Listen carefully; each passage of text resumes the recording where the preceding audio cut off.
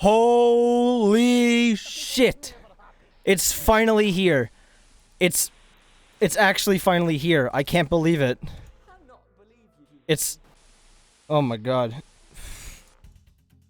I have no words. I really have no words that the game is actually in full release now. This is the full release of Not for Broadcast plus episode 3, and I've been waiting so long for this. It may not seem like it, but I've been waiting patiently since last January when they released episode 2, and as well as all the other content updates like with accessibility and the challenge update. My god.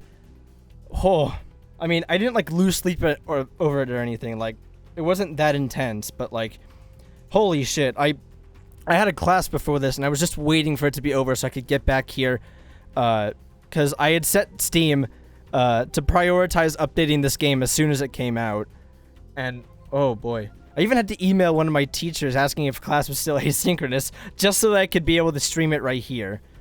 But wow, yeah, episode 3. I can't believe it's finally here. Jeez, I'm just speechless. I really am just speechless right now. Now, I do want to preface something. It's very loud on my end, but it's not for you. Actually, let me go ahead and turn down the music just a bit. This is just for me. I mean, still vassal slaves were just in prettier cages. I mean, I don't know. I don't know if it's that bad or anything. I'm probably gonna adjust the audio a bit throughout this playthrough because I don't remember if my audio settings are correct for this or not. It could have changed something for the 1.0 update, but I don't know. Anyways, just to recap something, this is episode 3 of a game I've already played previously, but sadly, the Twitch VODs for the other streams aren't there because Twitch decides no, you can't keep VODs for longer than 60 days. So just to recap a few decisions that I made, mostly related to the home life section of the game. I had to transition Cassandra, and I sent Susie on holiday, and Charlie, I believe, is not with the Go-Getters. I have no idea. And I don't think Sam really has a preference. And then what else? Oh yeah, in the actual game world, I played the Disrupt tape. I did not let Jeremy kill himself, because that was the scenario there. And pretty much so far, I've remained as neutral as I can be regarding, like, advertisements, headlines, and such. But I'm mostly concerned about the fact that this is a new update, and when episode 2 came out, the devs recommended that you make an entirely new save, just in case the pathing system didn't end up going through correctly, which I did. This is the playthrough that I made for episode 2, and I'm under the assumption that I don't have to make a new one, but in the event that this does not work, I'm perfectly fine with replaying the whole game from start to finish here. Even though it's like, I don't know, more than 5 hours of like episode 1 lockdown and episode 2. What? So I can I can't. No, it'd be too much effort. You can just watch the stream. I know you want to hear the audio, but just watch the stream. It's delayed. I know it's delayed, but it makes it more enticing, you know? Sorry, that's my roommate. I showed him the game a while back, and he's really invested in it as much as I am. Well, not as invested, but... Anyways, yeah, if this doesn't go through correctly, I'm going to start a new game, but, I guess we'll see where this goes. Also, there are multiple endings, so for all I know, I could get one of the neutral ones here. But, without further delay, here we fucking go. Okay, oh, new loading screen. Okay. I want to make sure that the game doesn't crash on me or my computer doesn't crash on me, so I have my task manager on the side there. If the stream does crashes, I have no idea. What is this over here? T over? I have no idea. Posture check. Oh my god. I'm excited to see where this goes. I really am excited. Use the clock to time your ad breaks perfectly. Oh yeah.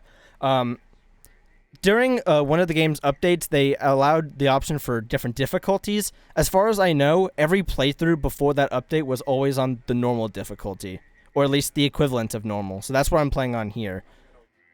Because hard mode doesn't really give a proportionate response. Because hard mode doesn't really give that much of a viewer experience.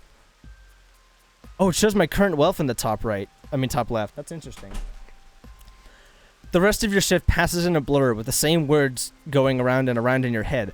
Operatives working for advanced detonated nuclear explosives. Initial estimates put the death toll into the millions.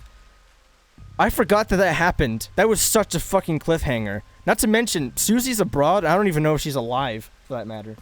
Which path is he going for? For all I know, this could be one of the neutral endings, because I know there are multiple. I have not favored any specific side.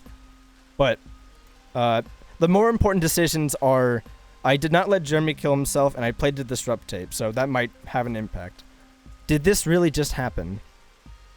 You pull into the driveway with no memory of the journey home. The light in the front room is on. Clearly someone else is still awake. The door creaks open into the living room, and you find Sam sitting on the sofa, staring at the TV. Okay, understood. Good. The screen is off, and they're clearly lost in thought. You take a seat beside them and put a reassuring hand on their shoulder. They don't look at you, but they do reach up to take your hand in theirs.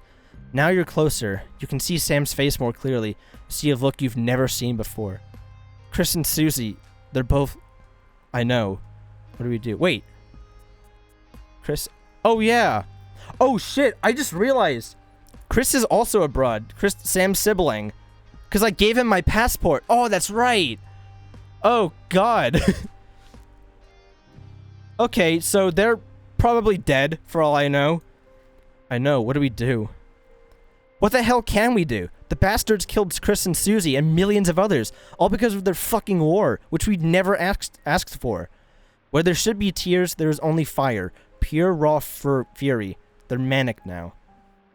Jesus. I hate them, Alex. I know you've always supported Advance after this, but they're monsters. I never once said that I fully supported Advance.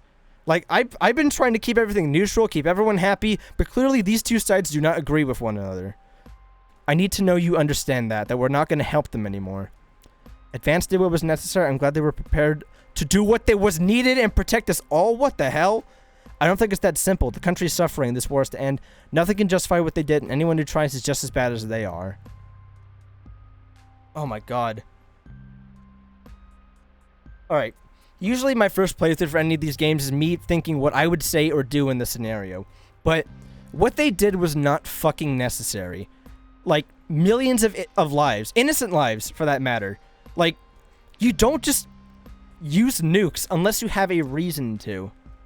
Go for neutral part. I mean, what I've been doing has pretty much been neutral, like what I've chosen to do, including like in the gameplay, but like the nuke response was not at all what they should have done. And I know that the country was kind of suffering. The 20-week war was going on, but I really couldn't support Advance on this system. Any government for that matter, if they had to do something like this.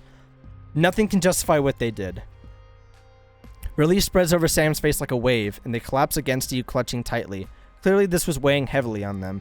You're not sure that you've even processed it all fully yet, but at least you'll get through it together. Not forwards together, but just together. Oh god, 9 days later. A final farewell. What? The last week has passed in a blur, a rush of things to do, but all immediately forgotten, your memory clouded by a dark fog. 9 days since the so-called Liberation Night and the beginning of Advance's new future. You weren't the first ones at the church today. You were staggered by the number of people who have come to mourn with you. Oh god, they really are dead, aren't they? Everyone here for the same reason, sharing the same pain, the same sense of loss. It's written all over their faces, much as it would be on yours. You step away from everyone else, needing space to gather your thoughts. Your little girl Susie, and Chris too, both just gone. Sam has said little since that evening, clearly still in shock. Not that you could blame them, you haven't been much better. Sam appears silent and squeezes your hand tightly, an act of desperation seeking comfort, and you squeeze back. Some small piece of you can't help but wonder, are you partly to blame? These scars will not fade quickly. Am I really to blame here? Am I partly to blame here, though? I couldn't have, like... Even if I painted them in a better light, they still would have done that response. There hadn't even been coffins to bury. Oh, shit.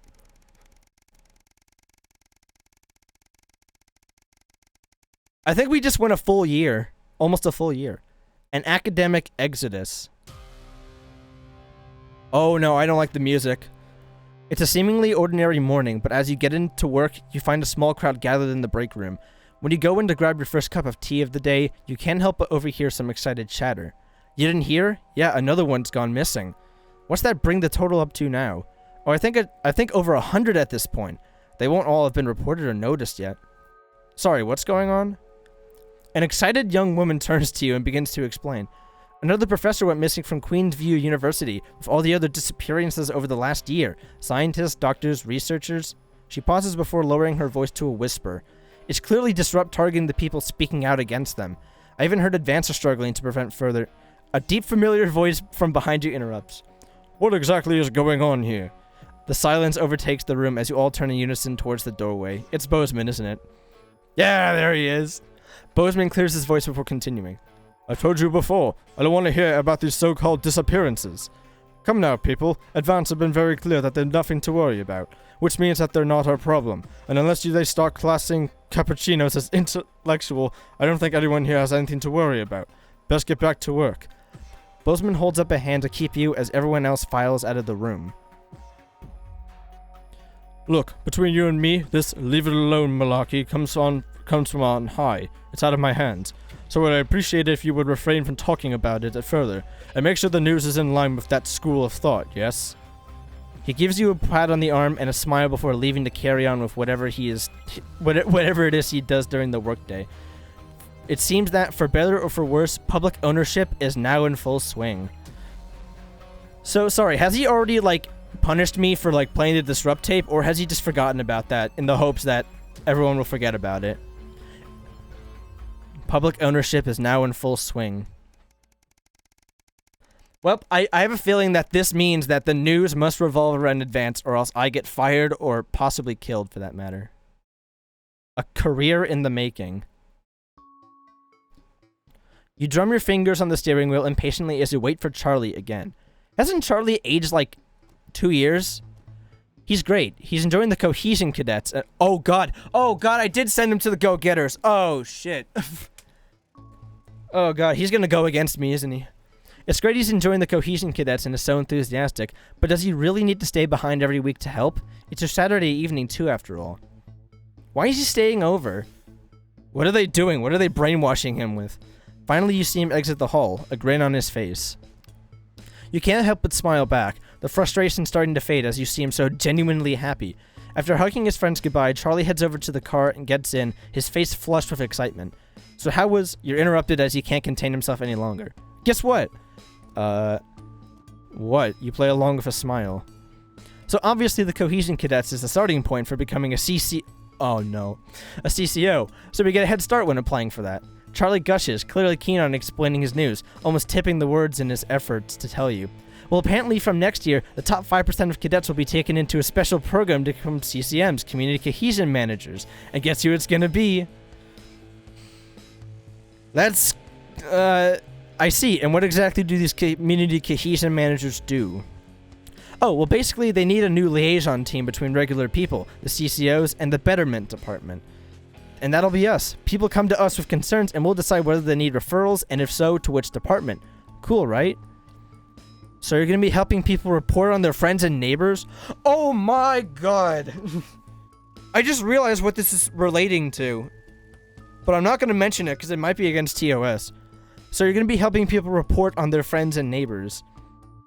Well, I'm thinking of something else, but this also kind of relates to during the Cold War, when, like, people would report their friends and neighbors for being suspected communists and all that. That's what this reminds me of. Well, yeah, I guess, but only bad people. It's about helping the community, making it safer for everyone.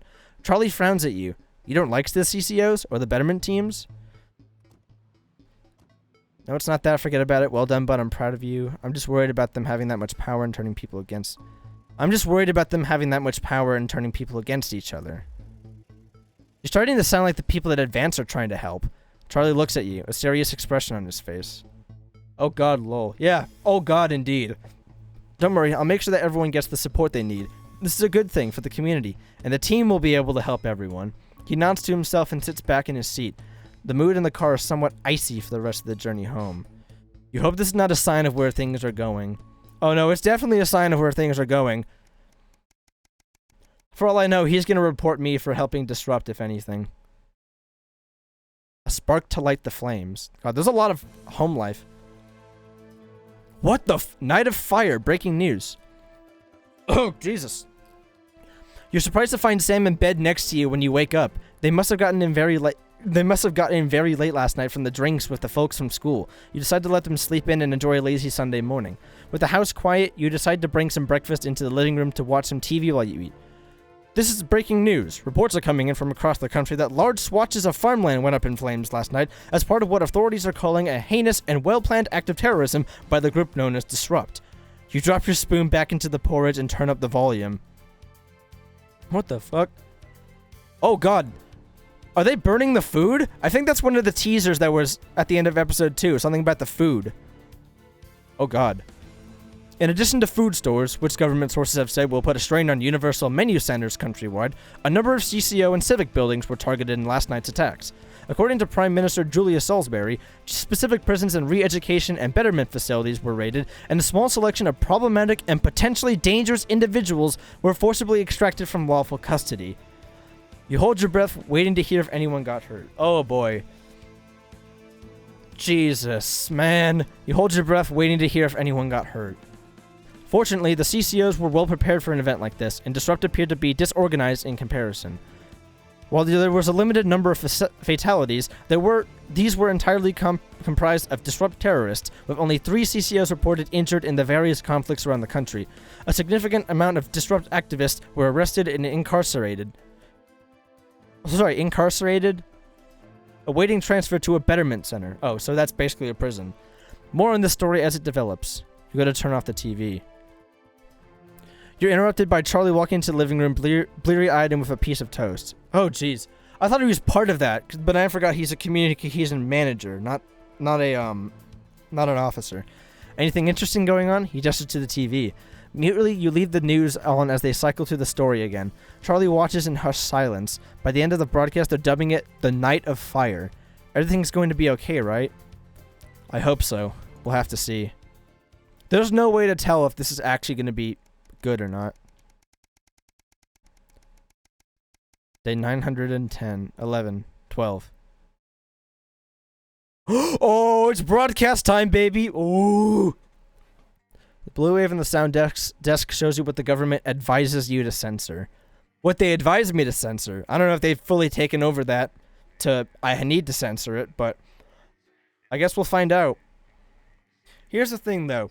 Regarding Jeremy, I know that Jeremy is alive and in the he was in the prison. He was in the prison. He might have actually gotten out. Oh shit. Oh boy. But yeah, regarding Jeremy, like Jeremy's intentions were that the public should see both sides. They shouldn't be limited to one, and it shouldn't be controlled by a single government. Like, I agree with that statement, but I'm still gonna do what's necessary here. Oh, fuck. Day 912, the uprising. Did they break him out? Oh, God. A year and a half since Liberation Night. Alex? No, not already! Calling. Come in, Alex. Fucking Alan. Pick up. Hello, Alan James. This is Alan James. Yep. The revolution starts tonight, Alex, and to be frank, we need your help. Ooh. Crazy Neil, for sure. The joy of privilege, and... Have you seen what happened? They have to be stopped, Alex. You know it in your heart, and tonight, well, it might be our very last chance. Play our tape at the second break. It's on your right. And please, when I hack in, let my message reach the people just once, just tonight, before advance can't be stopped. Oh boy, I don't want to go any further for just a second. Oh my god. I realized at the end of the last broadcast for episode 2, I did not once switch Alan James's message onto the signal. I didn't change the interference. Do it, please. Oh, god damn it. Ah. He's right though. What Advance did is not at all a good thing. And this is their last chance to make some kind of mark. So I'm going to turn the music back up to where it is. My option is either an Advance ad break or a Disrupt one. And I have no idea what it is. But, well, there goes the neutral route. There fucking goes the neutral route. So what? How's he doing? How should I know? What, you haven't heard from him? He's a wanted criminal, Colin. Hold on, I need to turn up the audio, I'm sorry. Room, intercom, TV screen. Oh, it's already as high as it'll go. Advance is bad, guys, I know, but I want to see something different. God, now I'm pandering to my own chat. God damn. Well, guess what? This is my playthrough, alright? This is my playthrough. If I want the country to go up in flames, I will do it. Hold on, let me just turn it up just a little bit. I want the voices to be audibly heard. Oh wait, shit. So's my nan, but she never misses her birthday. I saw a few disrupts. Yeah. Armed robbery, resisting arrest, double homicide of the same bloke. She's right laugh. I hope he's alright though. No. Oh god, look at Jenny. What happened to her? Not in a bad way. I'm just wondering. I wonder what they're doing. Annoying him, probably. Not probably, definitely. Going in 5, 4, 3. Here we go. Good evening. This is the National Nightly News broadcasting across the territories. My name is Megan Wolf. Our top stories tonight. Future legend. It's been 40 days since Disrupt conducted multiple attacks across the territories. During the coordinated action, subsequently dubbed the Night of Fire, emergency services were kept busy at the agricultural centres, while a series of covert attacks were carried out freeing political prisoners, including former newsman... Make Jeremy look good, actually. Nothing has been heard from the missing journalist since the violent Disrupt attack on his convoy 6 weeks ago. Donaldson was on his way back to Betterment after his notorious court appearance. All of us here at Channel 1 hope that wherever he is now, he's safe. I hope so too. Food, glorious food. With the last of the menu centres opening in territories 5, 8 and 14 today, Advance confirms Territories? that the programme is now in full operation, providing free food for every citizen of the new future. What started as rationing during the 20-week war has blossomed into a social contract that is the envy. Let's of at the least make unworking one world. thing good, I guess. Promising a healthy, nutritious diet designed to keep all citizens at peak performance, the menu centres used locally sourced produce for that farm-to-plate experience, without the need for spreading manure in your tighty-whities. Happy talk. Record happiness levels. Is it me or does Megan look a lot across better? the territories. As more and more former countries join the new future, a survey carried out by scientists at Queensview University reveals a stunning fall in depression, self-harm and suicides, especially in those territories which have historically faced the most unjust of individuals. Graphs and statistics, I According guess. to the professors, the binominal trajectories of the Bezier distribution show signs of becoming both inverted and protracted when dispersed over the square root of time.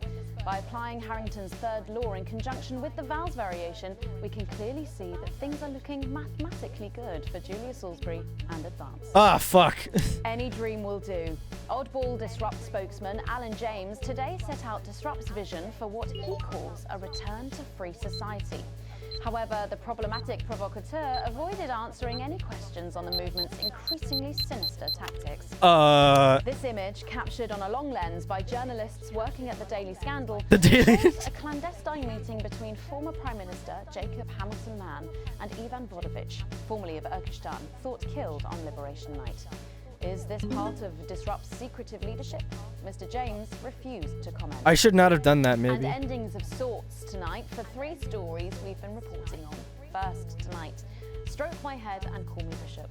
Although responsibility for What the its commercial fuck? failure, mainly due to men's inability to regularly take it, an unforeseen side effect of the drug has seen it relaunched today as Baldylocks. Oh shit. So this is the ending like the... The launch has follically challenged men celebrating throughout the territories. Frank Slapvigon, pictured here just 1 hour after taking the rebranded medication, enthused that his wife, and I quote, will sleep better now that the reading light isn't bouncing off my head and keeping her awake. Oh, so this is the miracle of Earth. So this is the end of News from the imprisoned intellectuals of Dante. This is the end of the headline stories. The world's first subterranean baby was born yesterday. Proud parents Wong and Svorsborg and Horgensvoord were all smiles as they showed off little Dante. Dante? Although authorities admit there is now no way to bring them home, the team say they're happy with their new underground residence. They said, there's always room for a little one in the taint. Man on. Footballer Johnny Handsleeves and his new wife Tiffany Lamour proudly announced today that their little team was 1-0 up at full time, which apparently means that they're having a baby. Wow. Beset by tabloid controversy, NFB is finally out. I know, it's crazy. Calling this latest news the ultimate golden goal. If a golden goal also Mario. Thanks for the follow, Noob Slayer. We'll be taking a trip to Dangley Parks for the notice. Oh, here we go. As well as getting a sneak peek at the hottest ticket in town. That's all coming up. 3, 2, 1. Oh shit. Broadcast the message. Today is the day we take back control. Soon it will be time for you to help us again. Come out of your houses, block the traffic, bring the capital to a standstill. I've met so many of you in my travels up and down Territory 1. You always ask the same question. How can I help? Well, this is how. And as for when, you'll know. Keep watching. Oh shit. But first, 500 days after the loss of a fine leader and a great man, the start of tonight's programme is dedicated to remembering and celebrating the life of Peter Clement.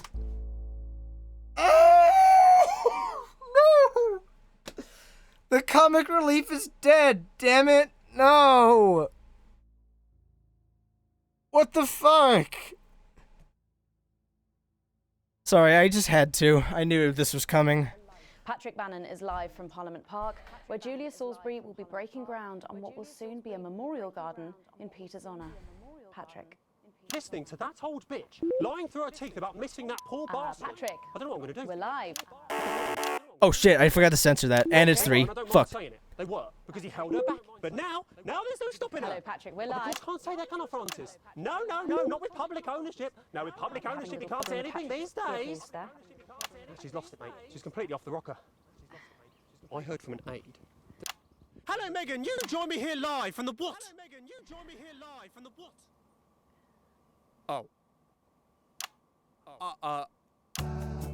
Oh shit. We've lost some signal there for a moment. Well, we will be going live.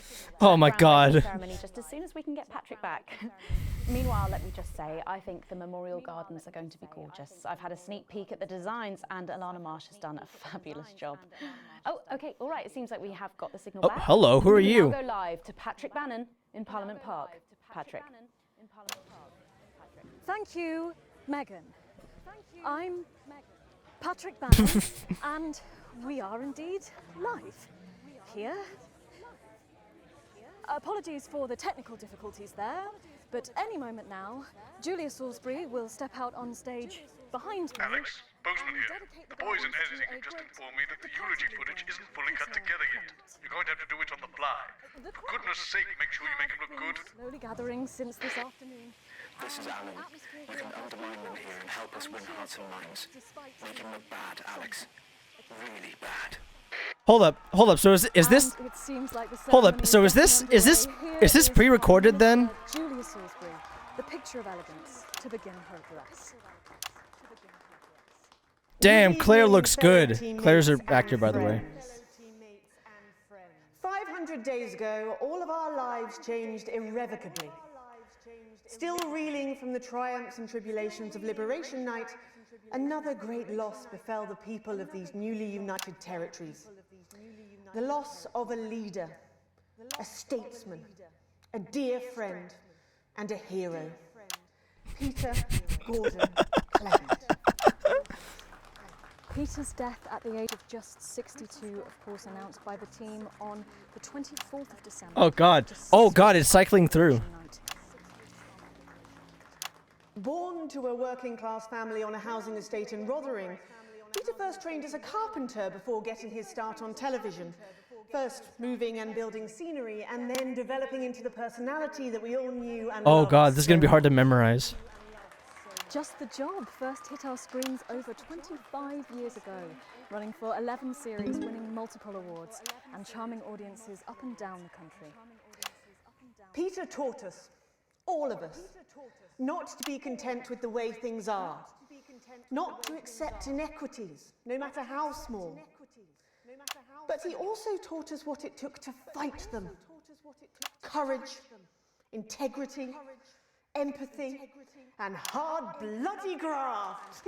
He did indeed. Across a career spanning 3 decades, Peter Clement was known for shows including Wake Up, It's Saturday, and much later, late night chat show PT, which at its peak drew millions of viewers. Peter was by no means a saint. Trust me, he once told me he had more regrets than he'd had stolen dinners. He always did have a knack for a turn of phrase. But it speaks to the strength of his character that he chose to share with us his mistakes alongside his achievements, his faults as well as his talents. Peter had the heart to give it all he had for the people of these united territories. Famous for his potty mouth, it's estimated conservatively that Peter Clement uttered over 1.5 million swear words during his career. What the fuck? In excess of 2 million F-bombs alone. What the shit? Gripped by illness as he was in the weeks and months leading up to Liberation Night, Oh god. the man we loved. But his eyes still twinkled with that familiar joy for life, that spark of wit and wisdom of a life lived for others. Prime Minister Clement, of course, died from apparent liver failure Oh, after suffering God. from the long-term effects of alcohol abuse. I first met Peter nearly 20 years ago. Moments before I was supposed to give a speech. Not unlike this one, actually. Only I'd spilt coffee all down myself. And I was young, nervous, desperate to be liked. And from behind me, I heard, "Christ, pet, you've either pissed your kecks or sprung a leak, but either way, you got a problem." And before I could even say a word, he stripped off his dry trousers and insisted I took them. That was the sort of man that Peter Clement was. Kind, compassionate, sensitive, And an alcoholic. a brilliant thinker, a natural leader, but mostly a good man.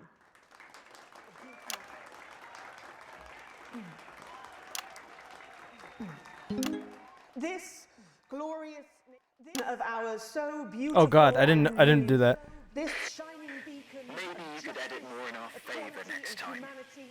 Things are about to get started. We have another chance to control the impression the public gets. You'll know when, Alex.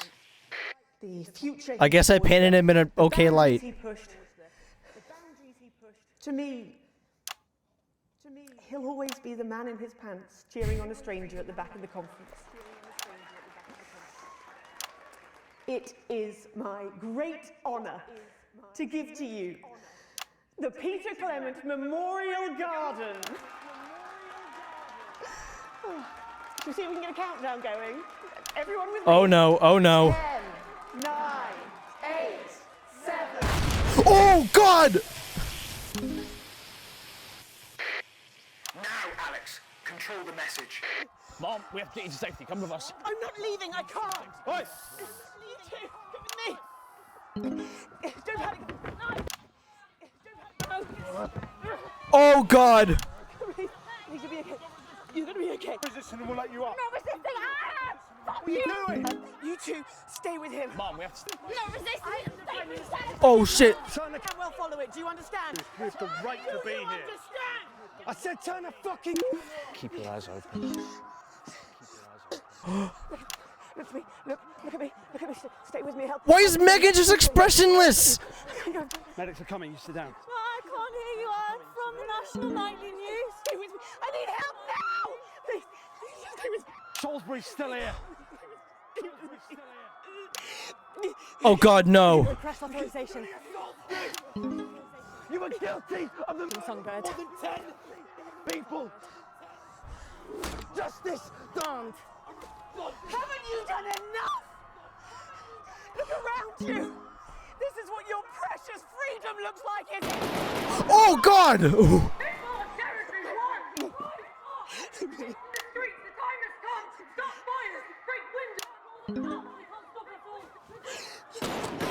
Oh shit! Mom? They're still willing to help the activists. It was unnecessary. Can't you see? Will you turn that off, please, sir? I said, please turn. Shocking scenes from exclusively on the National Nightly News, and our apologies to any of our viewers who might have found People like you and me. So why are you watching this? Why are you not in the streets with us tonight? What will it take for you to get up and be a part of this? March on team headquarters, storm the building, demand elections, demand answers, be what you were born to be, the once and future free. You know what that means by now. Don't go away. We'll be back after this. We'll be... Fuck! That didn't go so well, Alex. But we can turn it around in the next segment. 25 years of Hi, Crazy Neil. Mrs. Neil, I'll have money when you love. Here, buy yourself something nice. Buy yourself something twice as nice. Buy yourself something thrice as nice. There's a revolution happening Take outside. some money from Crazy Neil. Pamper yourself. Journalism, apparently. We get set for the next sequence. Come on in. Tell them about our throne. Segment grade C. Oh God, I'm not doing so well. Okay. Oh God. Oh God. Oh God. What act this is gonna be? This is the game's third episode. If oh God. Oh shit. Oh shit. Oh shit. Oh shit. Okay, just to take all that in. I swear this is so fucking good. Yeah, just to take all this in for just a second. Julia was still willing to help the activists even if they were down. She still cares about the people. She just didn't want it to be like, you know, this. And my God. Oh my God. This game is so fucking good. I swear to God. Yeah, it is. Oh my God. I'm just watching it in the break room. Yeah, you keep doing that. Do you have your phone? You can put it on Steam. I do have my phone. You could just Steam link it, and I can just watch it in my headphones. No, I can't. Why? I don't know. I want to keep playing this. I don't really have the time. Oh, well, you can't Steam link it? No, I can. It's just that I don't have time. You can't just... No, because I'm too invested in the game right now. Well, I'm invested too. I want to watch You have a live. 30-second delay. It's not that big a deal. That still sucks. I'm listening to myself speak through the... Okay, it's getting confusing. Yeah, go before you start a paradox. Sorry, that's my roommate. He's watching. I'll try, okay?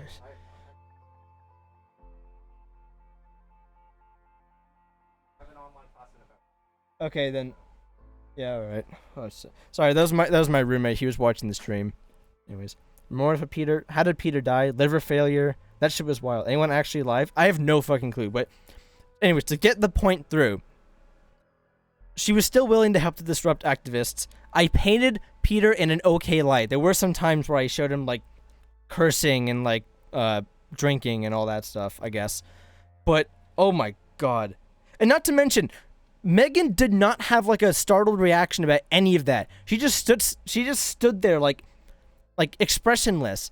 Like she was accepting that this is a common event. That's probably what she said, because I wasn't really paying attention because Crazy Neil showed up all of a sudden. Oh my God. Oh my God. Also, I got a C. That's the first time I'm playing this game where I've actually gotten a grade lower than a B. Oh shit. Oh well. I just wasn't used to it, that's all. Sorry, I just needed to get all that out. Holy shit.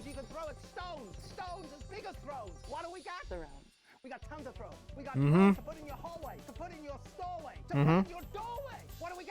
Oh, doorways. So Peter died, the memorial got raided by disrupt protesters? Yes, it did. Oh my God. Do I want to change the ad? I don't know. Alan, what have you made me do?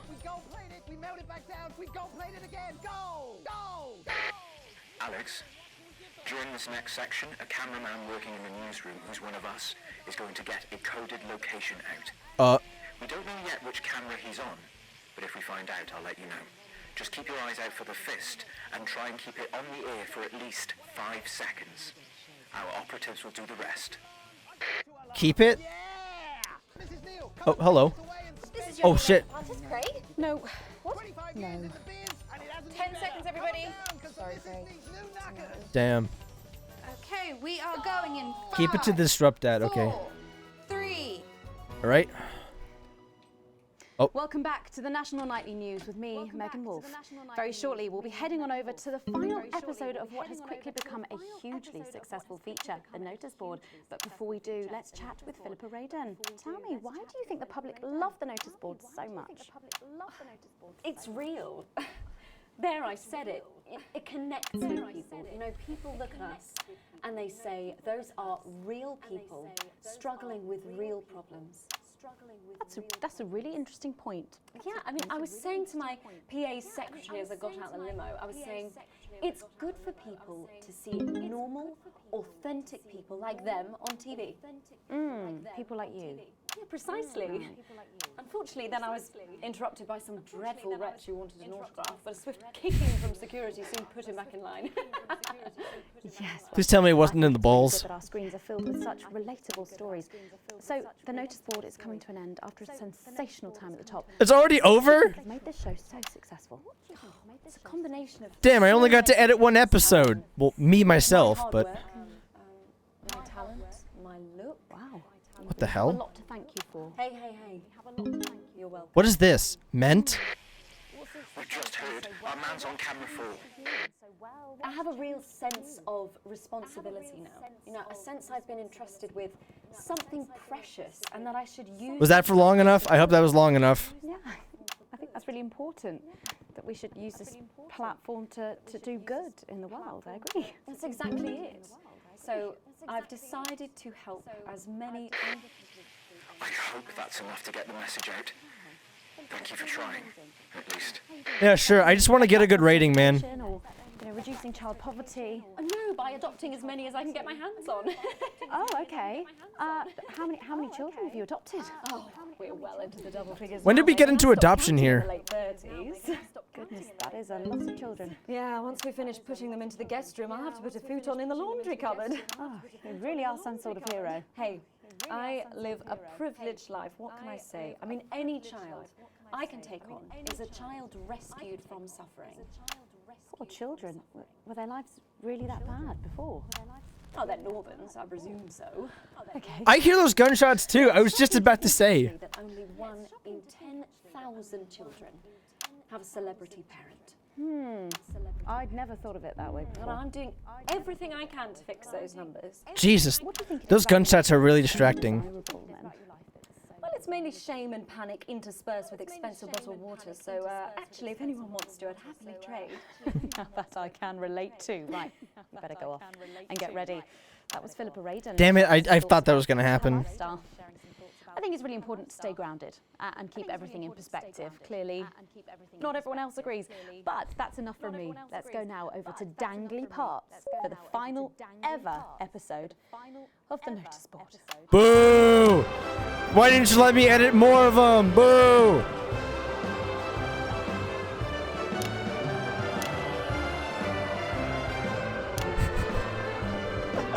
I love how they're booing Tommy. What a day! First the tea morning, and now to post this notice. I don't know how I managed to cope with it all. Oh wait, perhaps I do. Oh well. It's a lot more interesting when you don't see like the ones that you're supposed to do. By St. Barnabas, what on earth is all this? Freeze, dirtbag! Oh, Laura, it's you. Oh, I missed it. I thought for a moment you were a knife-wielding mugger or stabber. No, I'm afraid not. It's just me, a community cohesion officer, responsible for keeping crime at record lows. Of course. Keep forgetting that thanks to you and your colleagues, violence on our streets is a thing of the past. Not really. I know. know it's a disgrace. Somebody has We've managed to get the location code out through back channels. All you need to do is give them the go code. Give them 3 boos in a row for the next 3 queues. What? 3 boos, Alex. 3 boos? Careful, Vicar. It looks heavy. Ha! They don't call me the Right Reverend. Ripped for no reason. Nah. You missed it. No. I made the show more entertaining, man. It's no good. It looks like all those crucifix classes were a waste of time. Perhaps you, a young CCO, would be able to move it. Oh, you're fucking us, Alex. No, I'm not.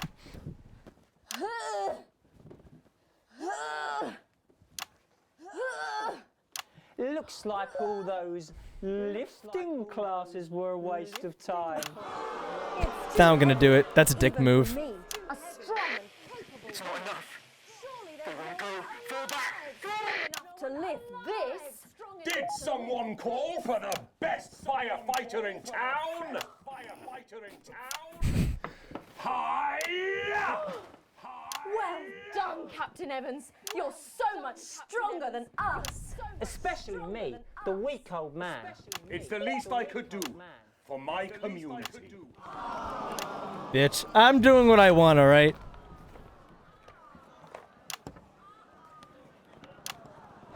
No luck catching the little devil then? Unfortunately not. The ferrets struck again last night. When Ray opened the post office this morning, he found that every single stamp had been pre-licked. My God! Some people have no decency. Sadly, Just like me. we won't catch him before tomorrow. We may have to cancel the village fete. Don't worry. We won't let that happen. Will we, Vicar? No. Laura, tell me, why do they call him the ferret? Some say it's because of his sneaky nature. The ferret? But really it's because whenever he strikes, he always leaves behind the foul stench of urine. Never fear, officer. We'll catch this pissy nuisance and save the village fate. Or my name's not Captain Danger Evans. The community cohesion team are doing their best, but they simply don't have the smarts to solve this mystery. But I know someone who does. What happened to Someone Jeff, have man? Blow this thing wide open. Me. Blackout.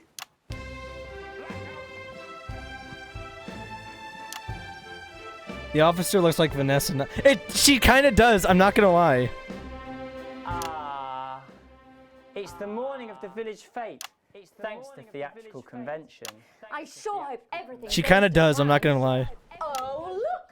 There's Mrs. Craven setting up her cake stall. And look, there's the motorcycle display team setting up for a show that will be far too expensive for live television.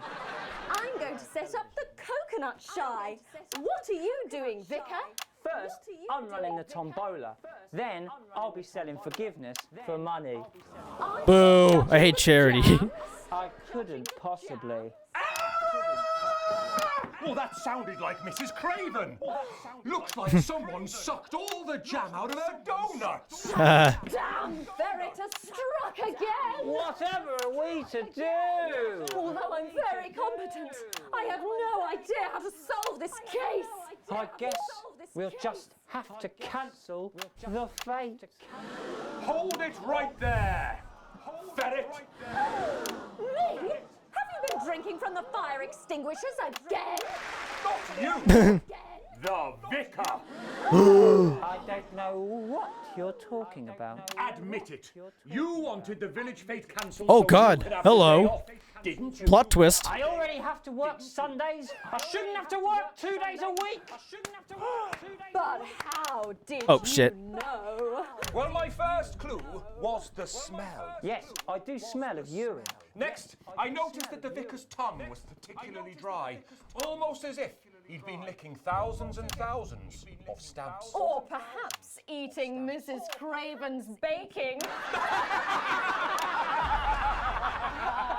Which brings me on to my third. The vicar said that he had no more room for jam. almost as if he'd had his fill. Precisely. But you managed to figure it all out from that? Well, I also found this at the scene. The Holy Bible. Proves nothing. No! Get him out of here, officer! You did it, Captain. You could say you ferreted him out. Hey, come on. Let's go and have a party in my massive garden. I am doing well. Thanks to you, we're all doing well.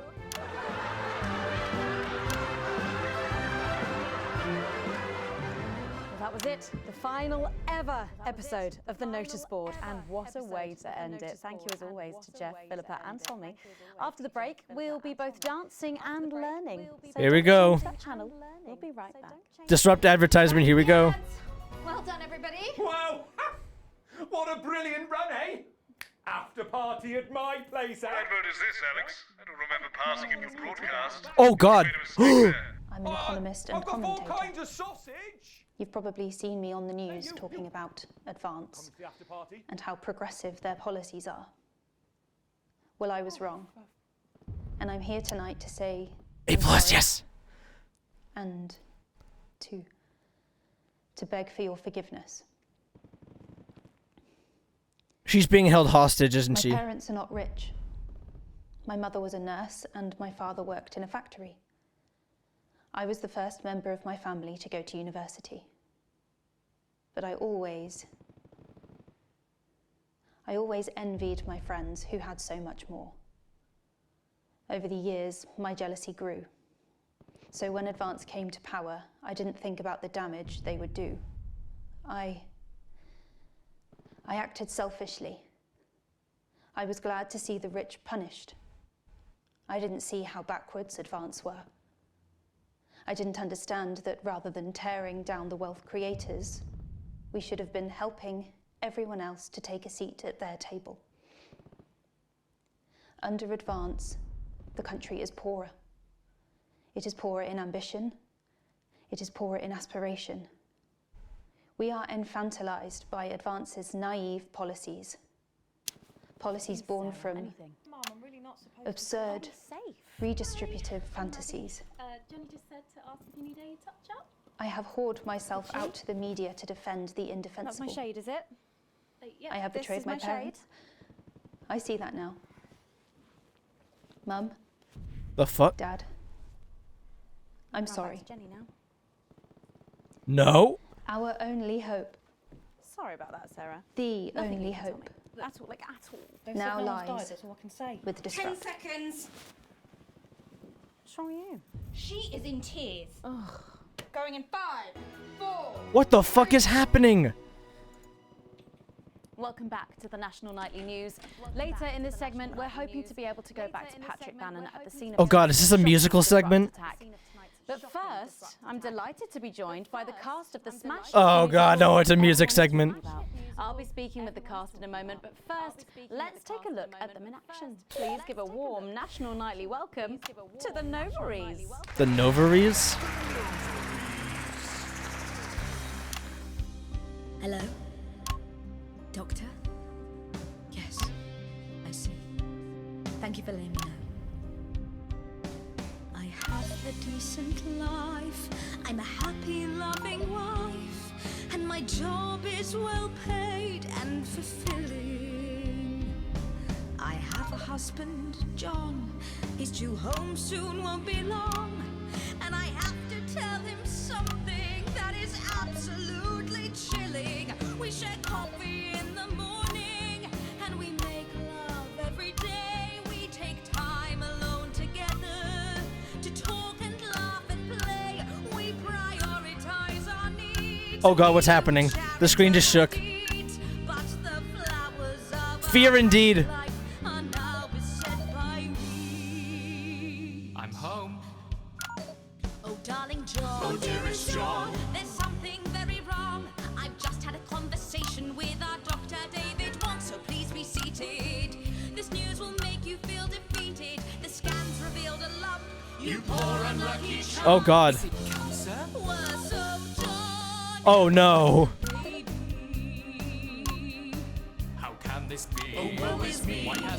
happened to me. I always wear 2 condoms for the maximum of Safety in our tiny flat, we built a peaceful habitat. Now our lives are fucked, we're having a baby. Now you can't have any wine at book club. And there won't be any time for foot rubs. Now your hair will stink of weed. And you'll start to disagree. And forget about that holiday in Territory 3. No more waking up at 10:30. In fact, you're never gonna get a good night's sleep again. No more snap decisions to go on to a club. You'll be lucky if you even make it out to the pub. Why can't we be more like our gay and lesbian chums? The only glue they have to deal with comes from personal bums. Now when I take a sick day at home, The parasite won't leave you alone. how he's grown. We're our top priority. I look after you, and you look after me. Ain't no trouble and strife, we gotta try. This is ironically true. How? Oh wait, no, what am I saying? How? Of course it is true. No one draws things on the wall. A happy husband. A wonderful wife, we got a childless life. We're having a baby. We're having a baby. Changing nappies daily. We're having a baby. Children suck. No more weekends by the coast. Now your kid is uppermost. It's more than a passing craze to have childless days. We're having a baby. Wait, there's 9 minutes left in this? Death trap toys at the top of the stairs. Every parent prays to have childless days. We're having a baby. No more stars and no more. We're having a baby. 18 years on bills and leaves. Time for a whole new phase. We're having a baby. One more thing before the show begins. Have you considered that you might be having twins? Oh no.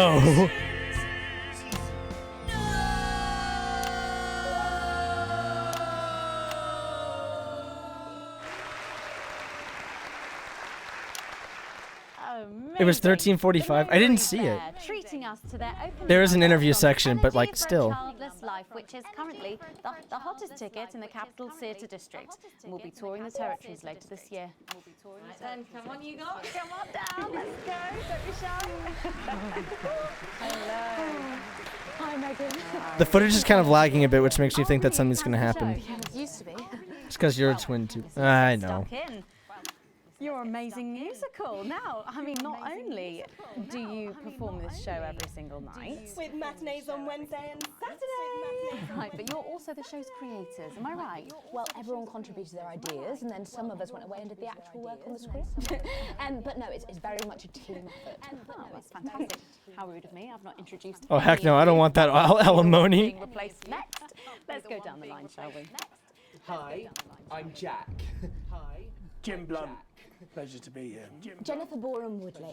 Hello, I'm John Sapley. I used to be in the business professionally. My name's Jill, with a J. And I'm Janet. I'm the youngest. And I'm Janet. This is a step up from the And you were all friends. the Stritchford College, you know, hey friendship. With your names beginning with a J. Oh, Oh my I didn't notice that. Our names all begin with J. What if we never noticed that? Because you haven't typed them out 1,000 times? You knew? Why didn't you say anything? I thought we all knew. It's bloody obvious, isn't it? What if something happens to Megan here? Probably. And I believe as well as being friends, you're also couples in real life. There's a lot of gunfire outside. Not exactly.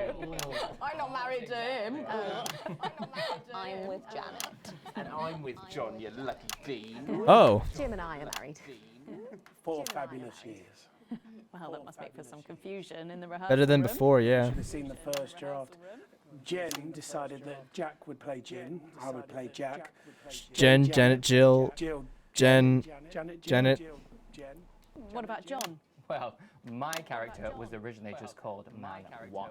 It was allegorical. It was very confusing. Not for a professional. After much toing and froing. And gnashing and wailing. And gin and tonic. We decided that we'd just use our own names, which Why do I hear gunshots? is less truthful. We're also less likely to go into the wrong dressing rooms. Oh, God, yeah, that would be very embarrassing, wouldn't it? Of course, when I first wrote it, we were only meant to run for a few nights at the Mimbley Village Hall, but when I registered it with the Department for Culture, it caught the eye of someone high up, and before you could say overnight sensation, we were transferring to the capital. It's all been a bit of a roller coaster, really. I'm only 19. I'm the youngest. You really don't have to repeat that. I had to give up my job as a mortuary technician. Well, yes, we all had to move to the capital. It's been a very turbulent time. So peaceful, no singing. So peaceful, no singing. This piece isn't. Stand by, Alex. Censor the orange. The what? Children. Censor the what? Why you shouldn't have them.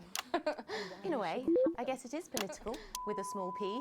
After all, we are a solid unit, and eagle-eyed audience members will see we nod our heads to advance on stage throughout. And we Oh, this is advanced supported. 22, well, about 35, as they're the most likely to be afflicted by this terrible problem. Terrible problem. Having children. Well, you understand, Megan. Oh. Clearly agree. This isn't about me. Of course, we see that there are advantages to a family unit, but eagle-eyed couples watch Oh, as the shit, I forgot. parasites advance on their lives, and there's no time to play the guitar, get through a book, or watch a movie. They're exhausted, passed out on the couch by 20 to 9, for God's sake. Very chatty tonight, dear. Usually I'm the chatty one. Because You're the youngest, we know. It's not a badge of honour, Janet. Oh, well said, John. Thanks, Janet. Got you back. So, could you just tell us What the fuck? is the play about? What happens in it? Well, Go ahead. it's a tragedy, obviously. Oh, shit. Jennifer, myself, and John have their child, and then the story charts the downfall of their hopes and dreams. Go, Alan James. Sure, why not? There's lots of singing. I'm dancing. A lot. My character works at a menu centre for a distribution unit. Jesus, Eagle-eyed woman! sees her friend's rapid advance to a pit of despair. Becoming a target for children's TV advertising at the age of 22, she decides to take drastic action. I can't really say more, though. I probably said too much already. Let's not spoil the second act for anyone who might come to see it. I don't want to know the second act. All of you. For too long, we've been told that a life without children is somehow incomplete, that children are a blessing. Well, I've done the research, and they're not. Besides, there's already loads of bastards running around all over the place, so... We just want people to have the option of a happy, child-free life without stigma. You know, when I was 14, before I had come out... Oh god, Patrick's coming back.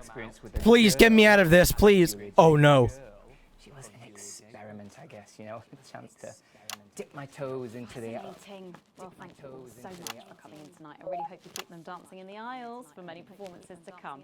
The Nova is there. And I am pleased to say we can now go back to Oh no. to get the latest from the scene of tonight's horrific events. Patrick, are you okay? Thank you, Megan. This is Patrick Bannon. That is not Patrick Bannon. Of tonight's devastating and symbolic attack tonight this evening. An attack which I myself have been found myself caught up in. I'm still a little dazed and a little deaf, Megan. So I hope you'll forgive me if I seem that it's time to speak with the Prime Minister.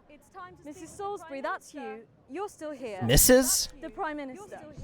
I couldn't leave. Not when there were people that needed help. Any team player would have done the same.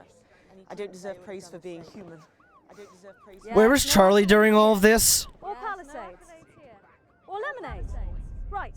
Or Lemonade. So, is the situation now? Are we safe? Is the situation now? Are we safe? Yes.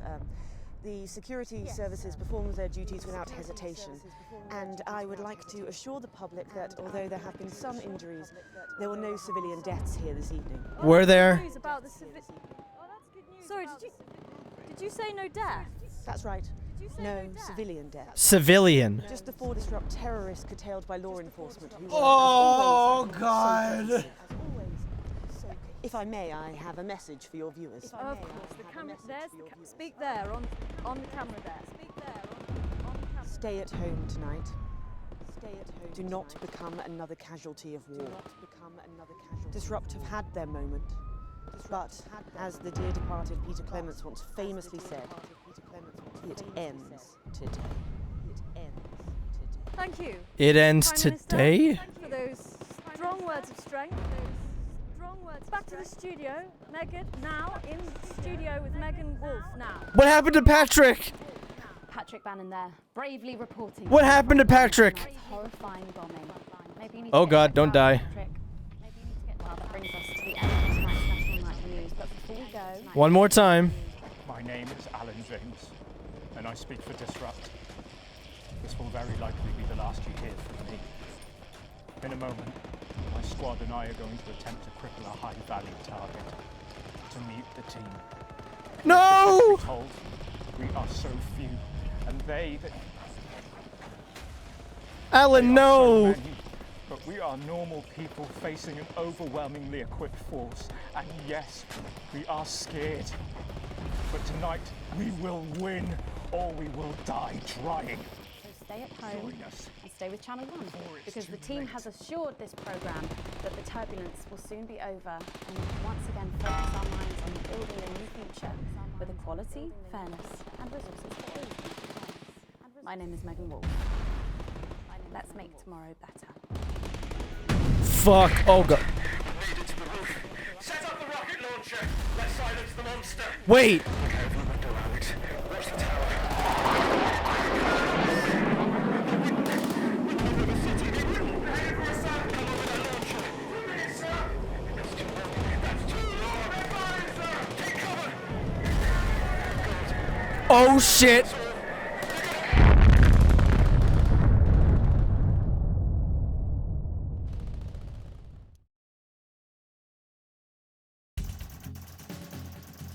It ends today. I just got an achievement.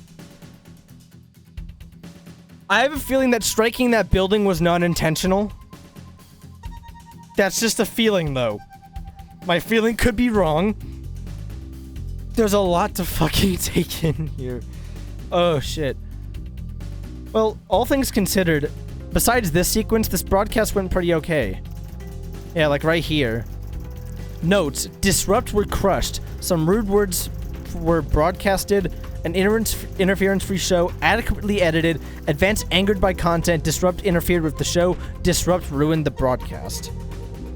Please, Alan, stay alive. Oh God. Oh shit. You have received a small bonus. Good. Manageable debt. Okay. Shares. Okay, at least Crazy Neil's going up. That's all I care about in terms of wealth. I just want Crazy Neil to make some crazy deals, man. Holy shit. I love this fucking game. Oh my God. What the fuck? I did as much as I could to help Disrupt. They could at least stay neutral. And also this. Advance are happy with me right now. Channel 1 still likes me. Episode 3 has already hit the fan. There's 2 more broadcasts after this, by the way. I just want to mention that. 2 more. Disrupt hacks? You can view these separately now? Oh my God, that's amazing. Okay. We're not going to watch the rushes until... Actually, were there any specific... Were there any rushes that, like, are actually important? Or should I just, like... Should I just keep going with a normal game for now? You didn't hit dislike 3 times. Yeah, apparently that's all that mattered. Bitch. Stop calling me a bitch just because I didn't hit the dislike button 3 times, right? YouTube already removed it. How was I supposed to do anything? Rushes or no rushes? I have no idea. I mean, I definitely have the time, but we have to, like, fast forward for, like, a bunch of things. Alright, we might as well. Keep going? Okay, fine. Alright, well, I guess we'll just keep going. If need be, we'll just save the rushes for the end.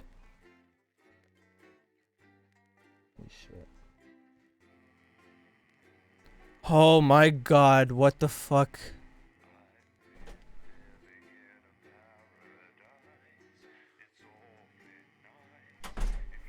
Stop. Yeah, you do that. I will stop watching for now. Tell me when you're done with the complete playthrough, and then I'll just come back and... Yeah, sure. Oh my god. It's yeah, it's already off the walls. Jesus. I'm so glad that my roommate agrees with me that this game is worthwhile. Holy shit. Oh. Now I'm sad Alan possibly died. Still shocked that this happened. In a whole day nonetheless. Okay, here we go. We have, can I escape? Okay, good. I want to turn down the music just a tad. It's just a little bit loud. I want my voice to be heard. Okay. Sorry, that was really loud. I shouldn't have done that. Loud does not equal funny. An important review. Oh, shit. I saw Bozeman's name tag. Am I in trouble? Am I in massive trouble? You arrive at work a little early despite a stressful journey in. You still aren't quite sure of everything that happened, though the swarm of CCOs all over the building is anything to go by. This isn't just a Channel 1 matter. This is confirmed when you are informed that you need to speak to Bozeman immediately and are escorted to his office. You sit nervously outside waiting for your boss. A few minutes later, the boss man arrives. Disheveled and with a stern-looking CCO in tow. Oh yes, Winston, good. This is Specialist Abels. She will be observing this interview. Please come inside and take a seat. The ruddy-faced man bustles into his office and leaves the door open for you to follow. The few times you've been here before, it was immaculate, with everything in its proper place. Not so today. This must be serious for Bozeman to be this flustered. So, Alex, do you know why you're here today? Bozeman's eyes are sharp and his gaze is fixed on your face from across the desk. Abels is standing behind you, out of sight but definitely not out of mind. Not really, no, I wasn't involved with anything that happened yesterday. I assume to do with what happened with Disrupt last night. What happened last night was nothing short of the culmination of a heinous and outrageous campaign of terror that Disrupt had been reaping on this nation and its territories. Bozeman shoots a glance behind you to your left, where your CCO observer is standing. And it is, of course, our duty to root out this rot, wherever we find it, to prevent anything like last night ever happening again.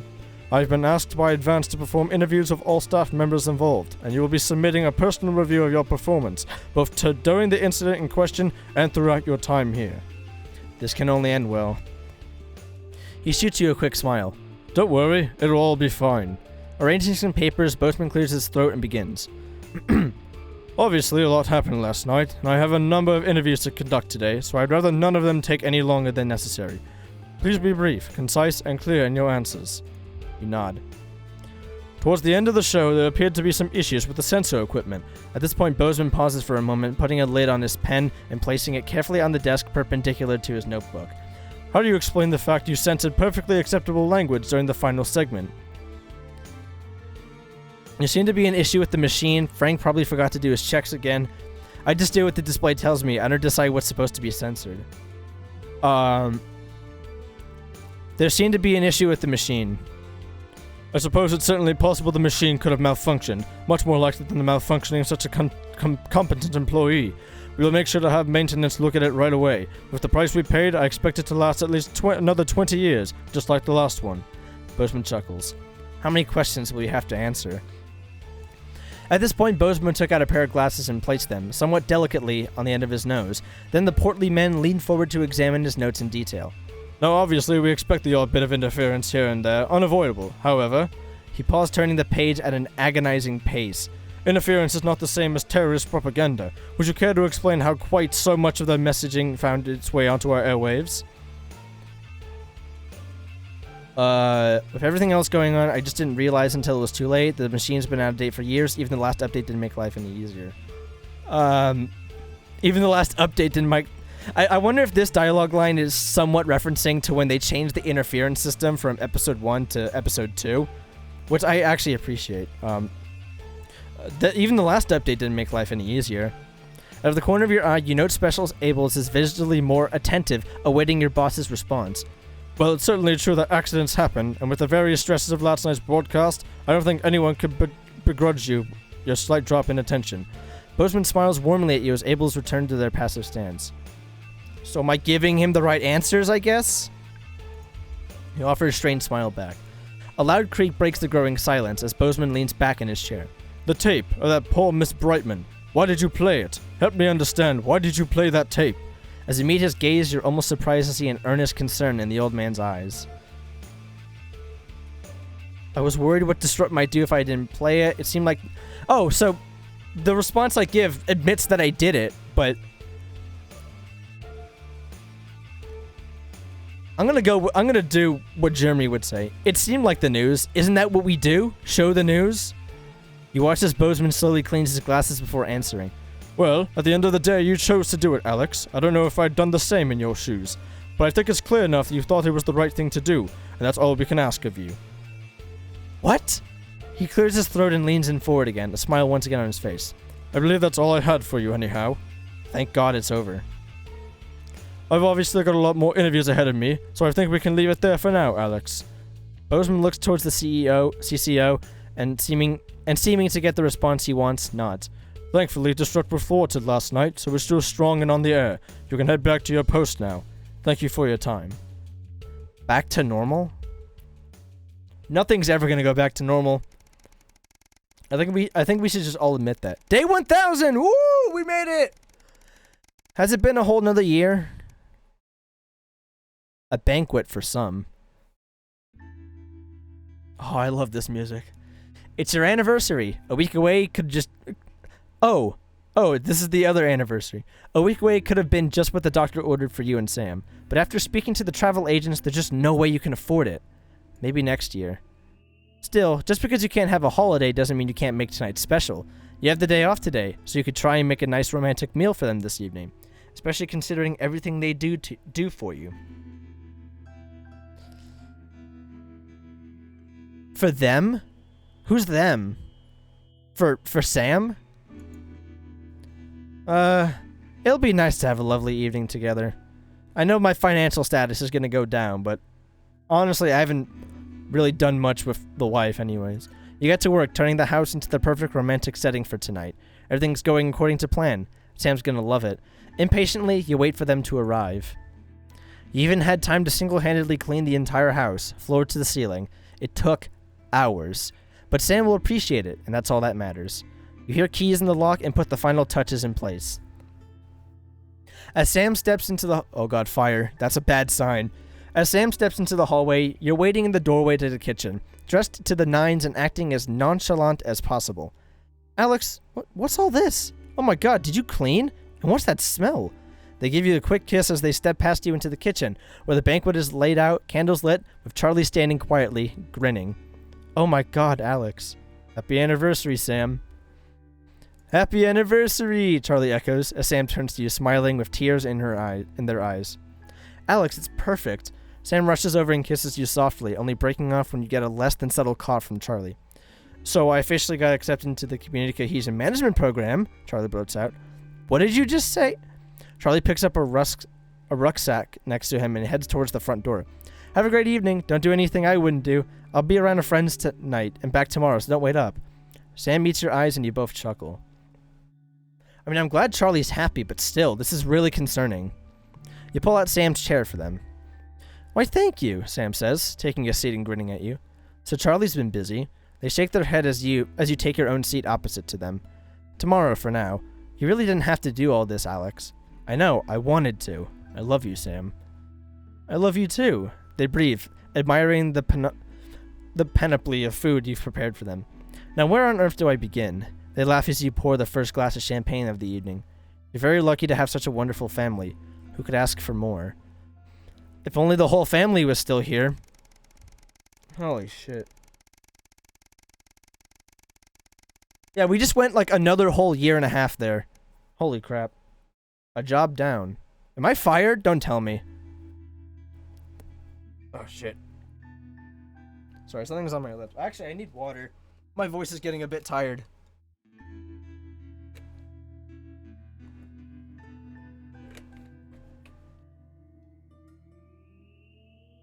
I don't think this follower goal is actually updating. Oh, shit. Sorry. That was the webcam. I don't know. Maybe I'll update in just a bit. A job down. Everything's ready. You and Sam have been trying to watch Bullet Man for years. Bullet Man! But you still missed it in the cinemas and it never seemed to be in stock whenever you went to pick up the VHS. Now you're just waiting for them to get home so you can start. You hear the front door open as you put a bowl of popcorn on the coffee table. We're all ready to go. Get your butt in here. Sam comes in with a vacant stare, ignoring both film and snacks as they sit down next to you. You actually have to nudge them to break their stupor. Sam, what is it? I've just been let go from work. Sam is just staring into space. Apparently there isn't a need for 2 nursery teachers anymore. Not enough children, so they can't justify the expense. Oh! Does this have to do with Advance's new motion regarding children? Which I believe is a motion from Advance. Honey, I'm so sorry. It'll be okay. You'll find another place. No, you don't get it. There just isn't that demand for younger years teachers anymore. Not just here, anywhere. I don't know what I'm gonna do. What we're gonna do. You pull Sam into a hug.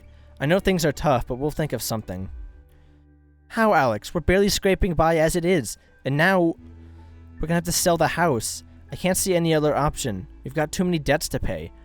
If that's what we have to do, fine. It's only the 2 of us living here now anyways. Has Charlie moved out of the house? I have a feeling. Oh, the popcorn. I suppose you're right. Still, I hate the idea of losing this place. Think of everything that's happened here, Alex. They fall silent, thinking.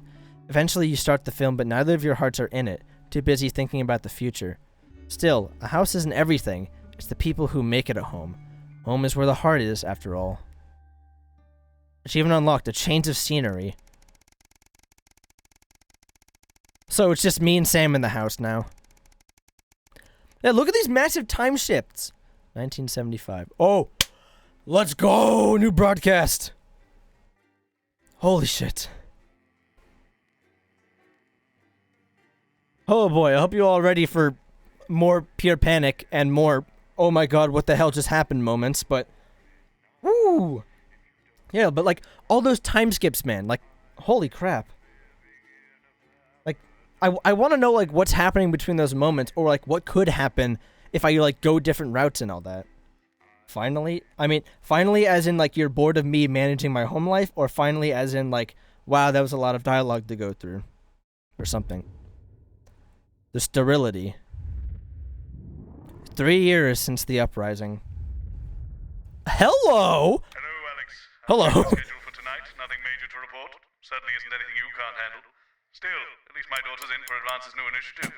That should liven What the hell is that? Keep up the good work. After the birth of their unexpectedly large family. Crazy Neil, no! Where's the Crazy Neil ad?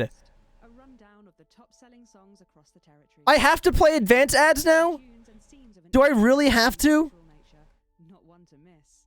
At 10 p.m. it's time for Julia's Diary. Well, that was a lot of dialogue, and holy shit, Advance took over. Yeah, look at this. There's no options anymore. It's the latest episode of our drama series, Betterment.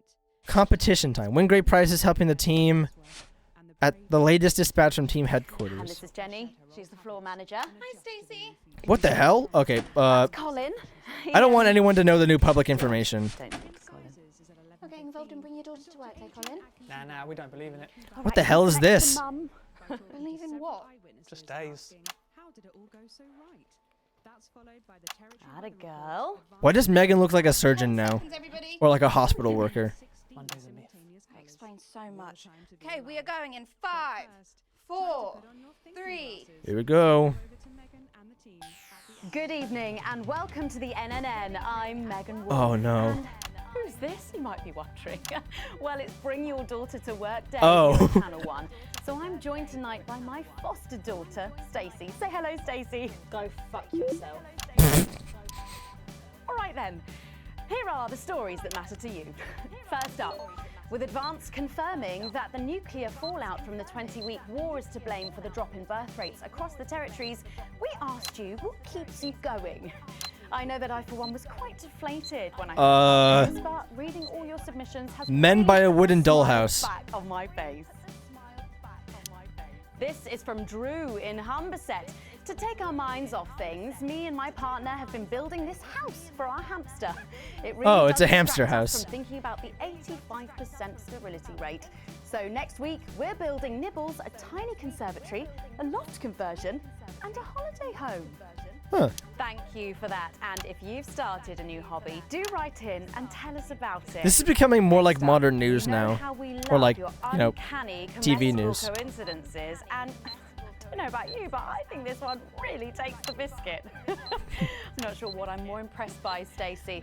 The things our viewers spot are the unbelievable way our menu centers are now able to feed every team Toast. member. Toast with Julia's face on it. I think that's Julia's. Greg from Proddington has sent us this lovely photo of their breakfast, saying, "I couldn't bring myself to eat my toast this morning because I could swear it bore the spitting image Advancements. of the great Julia wrote her own book. relatable face. So I had to make do with a plate of butter and 2 spoonfuls of jam." Do keep those coming in. Come on, have a go. We've just got time for one more of your stories, and this one is an inspiring story of rehabilitation. That's it, just tell us who it's from, yeah, and then read it out. Okay. Apparently, this is from Sherry Intendant. Here I am, just 6 months out of betterment. I'm healthy, sober and working thanks to the facilities I had access to on the inside. I'll never have to go back to my old life of stealing cars and burning down charity shops. I just wanted to share. We absolutely love hearing the way our neighbours and team members have been able to become better people. So do let us know your stories here. You can do this bit, Stacey. No, you're right, thanks. Come on, give it a try.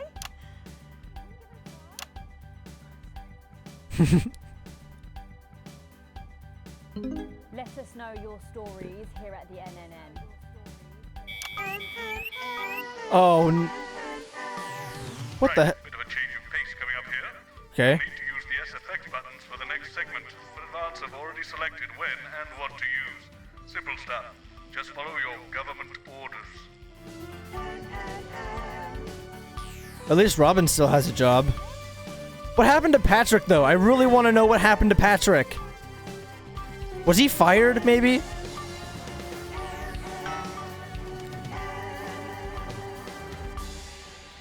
First up tonight on the NNN, it's time to celebrate this week's team lottery winners live from the Shakespeare Theatre right here in the capital. We're going to hand over to Julia Salisbury. I suppose you don't think much of her either, eh, Stacey? She's got a lot more going for her than you wankers. Okay.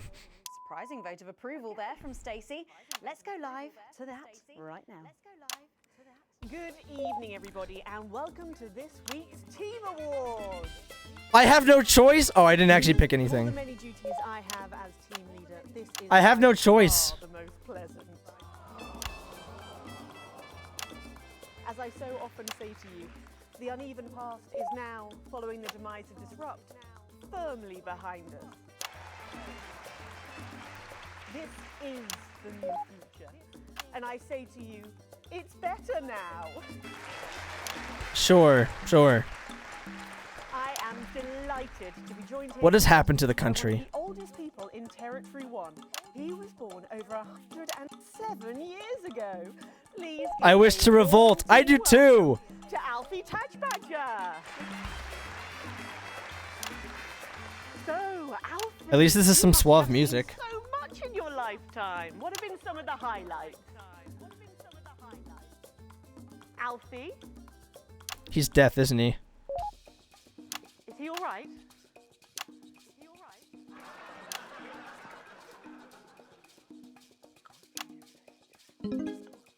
His hearing aid isn't turned on. Oh, could you turn it on?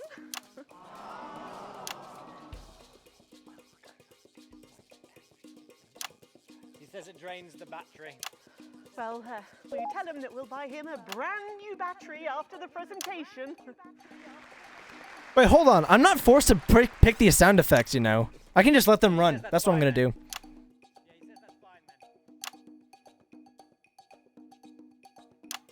And I will help him with that, yeah. If you would. Sorry. I want my mommy. I want my dad, Alan James. We got it. So, Alfie. What? You're 107 years old. Oh, don't bloody remind me. Would you like to tell the audience what that's like? Well, where is everybody? Out there, in the dark. Oh, bless him, it's not just the ears. Who are you? 2 sugars, please. I'm Julia Salisbury, the Prime Minister. Unlikely. Boo! Boo! Boo! I want to boo! Prime Minister. Oh, so you're A woman? Yeah, a woman. One of Women them. can do anything men can do these days, Alfie. Huh? Can you piss standing up? I can't say I've ever tried. No, I didn't think so. Oh, boy. 2 sugars, please, and not too much milk. Shall we get to the awards, Alfie? This stinks, I know. You're going to ask me about my life? Well, I'm not sure we have enough time left now for that, so... When I was 9, I wanted a pet, so I asked me mum and pap. There was no television then, back then, you know. We made our own entertainment out of coal and roadkill. Well, that's fascinating. So they got me a pet, see? But it weren't a dog. They told me it were a dog, but it were a stone. A stone? Yes. So I called it Patch, which were a popular name for a dog. He had a pet rock, my man. The king having a patchy face. And I decided to introduce him to pretty little Gertie Thimble, who lived up the road. Oh, how romantic. She threw my dog in the river. Ah. That was the day I decided I'd never marry. And that's the secret to your long life? Oh no, I've been married 7 times, divorced 8. There was a mix-up with number 3, see? Yes, I'm just lucky. Are we going back to the home soon? Soon, Alfie. First, let's turn to the reason we're all here. The weekly Territory 1... She's gonna go insane, I think. First up tonight is a lady who really knows how to put in the extra hours. She works at a transition centre in Hamble-Bamblebury, and she has single-handedly allowed more families to unburden each other than any other nurse in Territory 1. In the uneven past, she'd have been locked up. Jeremy 2.0. Tonight, Sure. she is being honoured as a team player. Please welcome Daphne Snister. Oh. Are you here to change me? Just give her a medal, Alfie. There's a good boy. Right, got you. I mean, 2 sugars, please. And don't let it steep too long. I think you're supposed to give me one of those. Oh. Well, There he goes. Look. Come on, you can do it, Can't Alfie. Get the arms up any higher than that. You'll have to go down, love. Thank God those fractious times are behind us, and now the territories are thriving. Are we in? As the actor said to the bishop. Yes, thank you. I've got it from here. Well done. Daphne Snister, everybody. Oh, I didn't mean to show that, but... Don't hold back there. She's stuffing in one of Peter's homemade Eccles cakes. Got it. I've won a holiday for 2 in Territory 15. It used to be called San Palmerino, didn't Oh. I believe it did. Oh yeah, the territory surrendered to advance, that's right. It's easier to remember. We're all one nation now. Hang on a minute. Isn't it still on fire? Daphne Snister, everyone. Oh, what about my change? I've been in these wide fronts for 3 days now. We'll get to that, Alfie. Oh, right you are, love.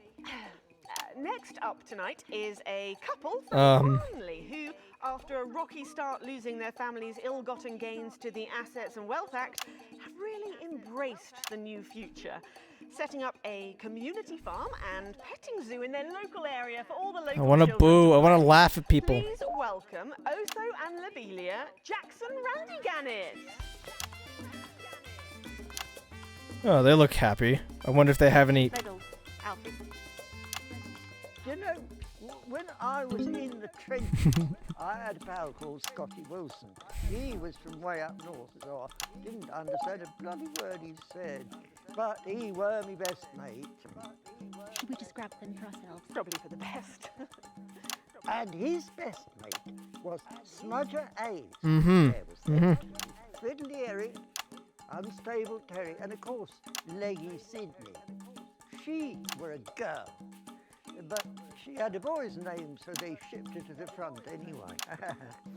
First girl any of us has ever seen close up. She's dead now. Oh. They all are. Smudger and Scotty never made it home. Fiddly got shanked in Frankfurt prison in an argument over an olive.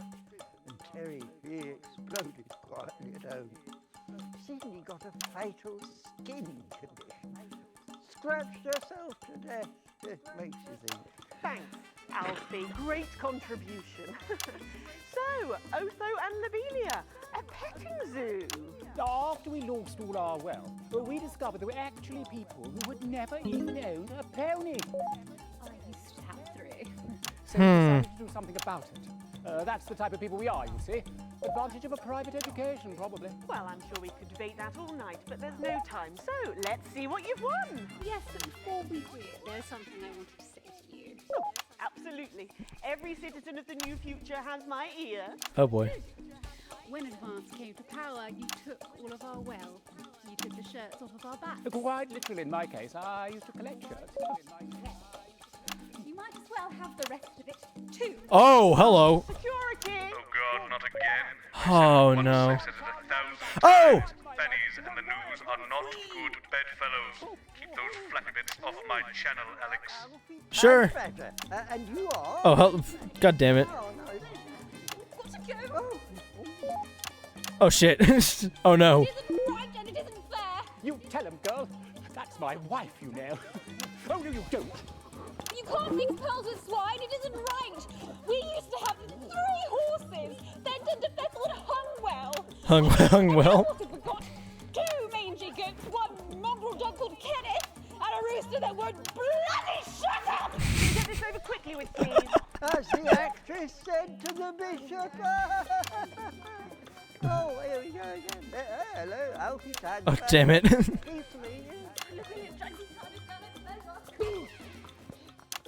Oh shit. Stop them. Nice punch. Oh, don't worry, love. I'll protect you. Oh, oh, oh, oh.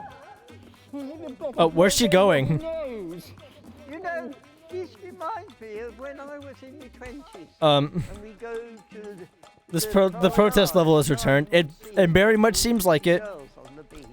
Am I allowed to show this? Does this have story relevance?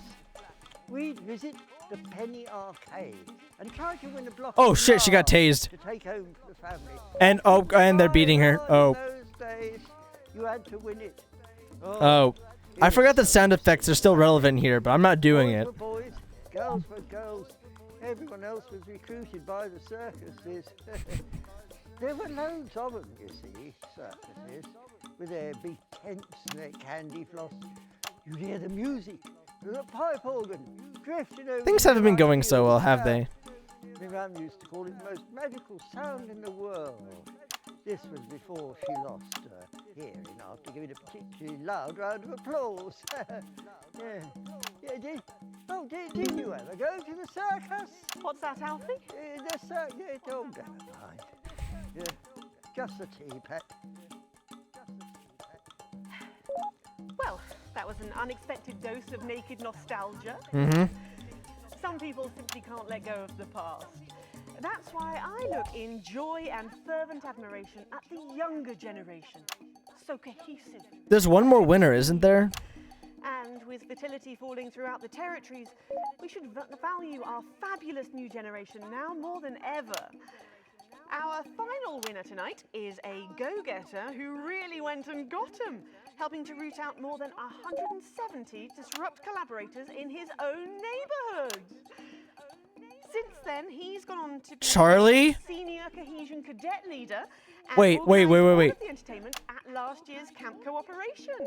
Our final winner tonight, Edwin Neverland. Oh, thank fuck. I didn't want to see what Charlie looked like canonically. You should be in a transition centre, you old nonk. Prime Minister, it's an absolute pleasure to finally meet you. We're very similar, in my opinion. Oh God. Oh yeah, that uniform. Prime Minister, you have saved this country. You have fought enemies, foreign and domestic, with an iron fist. As with my own tiny fists have I. Well, let's open the envelope and find out what you've won. Maybe it'll be a fist enlargement. Or an enlargement of some other kind.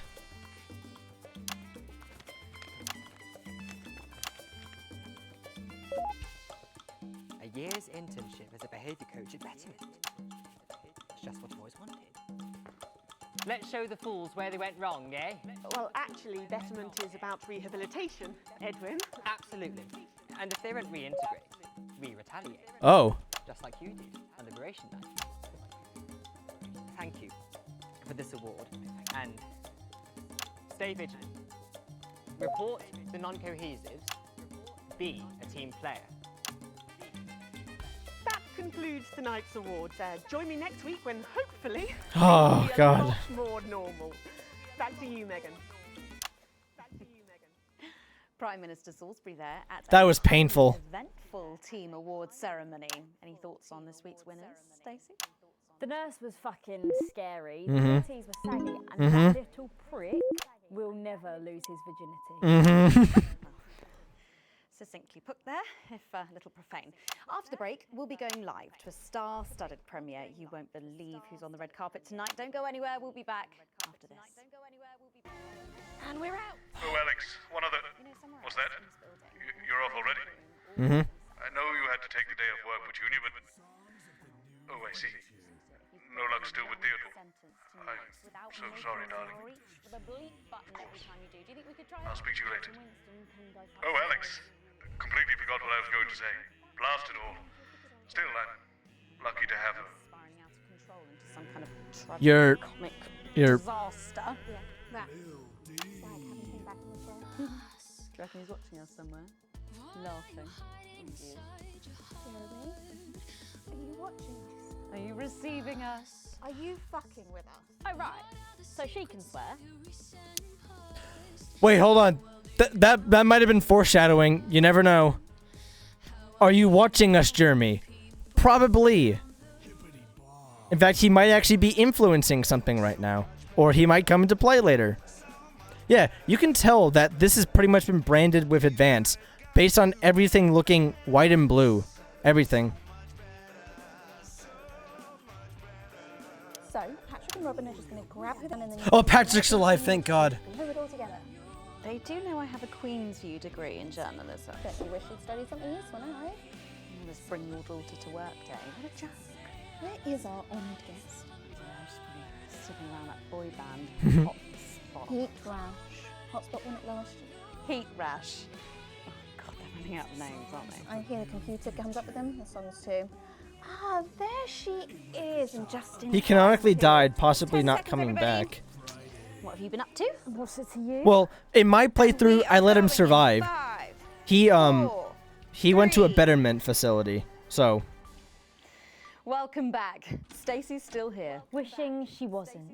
Thanks, Stacey. Mhm. And in this segment, we're delighted to have sent Robin and Patrick to the movies. Yes, tonight is the world premiere of The Automated. Oh, world premiere. starring Oh, Lawrence shit. Blunderclatch and the late, great Helena Canterbury Boatshoe. And all the stars are out tonight. We first covered this film almost 5 years ago. Medicated back when sequel? it was called Possibly. Medicated. Then, Medicated. for mysterious reasons, the film was suddenly pulled the night before its release. Well, since then, executive producer George Focus has spent 5 long years polishing the film and turning it into a special edition premiering tonight with extensive state-of-the-art 9, visual 8, effects and a 7. top-quality voice team. George says it's the movie he always wanted to make. Now, let's take a look at it. Oh my God! The moon bit. Oh my God, they made it in space. I can't deconstruct it. Oh my God. This parodies the craze of when every movie goes into space or something. Is this a wig? You think I don't grow that? You think I don't grow that? kill you. Oh my. He just took the.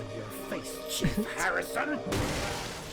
He just took the original film and just dubbed over it and added some like special effects and stuff. Quasar. But you're just ones and zeros. Oh my god. This is great. Captain Quasar. You rusted, but I didn't notice. Captain. I'm buffering, bitch, you said. Got one on you. God damn it, blast it all! Here's a map. What's a map? Okay, so head north on Interstellar Avenue. Left Oh at my East, fucking god. a tricky three-point turn at Uranus. What are these symbols? This corner. This is the key. Shut it down. Yes, we can shut it down. Yes, we can shut it down. But we have to ask ourselves. Who are we? If we okay, whatever. Episode might be returning stuff from other episodes, possible Easter eggs. That is true. That is actually true. Oh god, the robots. The automated. Gosh, thrilling stuff. What did you think, Stacey? Thrilling stuff. What did you think, Stacey? Hey, it's Robin. Robots were alright, I guess. They certainly were. Let's go over to Robin Short now in Western Square, who I believe has got the star of the show. Oh, it's Lawrence. Right, you, shall we? Yes, we are live from Western Square with a man. Western with no Square. Introduction, Florence Blunderclatch. How has your evening been so far? Magical. Absolutely magical. My most dear friends all gathered here to celebrate my work. One really couldn't ask for much more, could one? Well, on that note, with award season just around the corner, are you hoping to add to your collection? Where did everyone go? Well, I really couldn't say. But if the association deigned to honor me for a fourth time, so be it. It's really not for me to say. But let's just say that I know of 3 little gold men who are getting rather lonely. Absolutely. Because I've won 3. 3 little Oh yeah, his awards. That's right. Each more deserved than the last. Well, it's safe to say that your career has gone supersonic in the last couple of years. How's that been? Well, as I was saying to Stephen only yesterday, that's Stephen Spellman. The Stephen Spellman. Parody on Steven Spielberg, I imagine. Stephen, you know, this really has been quite the 13 ride. minutes, possibly having a chat or eating a snack. You agreed with me. I guess so. Wow. And what do you attribute your success to? When does Patrick show up? I want some more comic relief because Peter's dead. 60% talent, 30% looks, and 10% passion, brackets general. Not to mention the incredible coverage on election night. That really was the start of it all. That and my own range of sick bags. Lawrence's chum to catch. Oh no, that's not Patrick. Who could forget? Well, it's been a delight talking to you. Aw, damn it.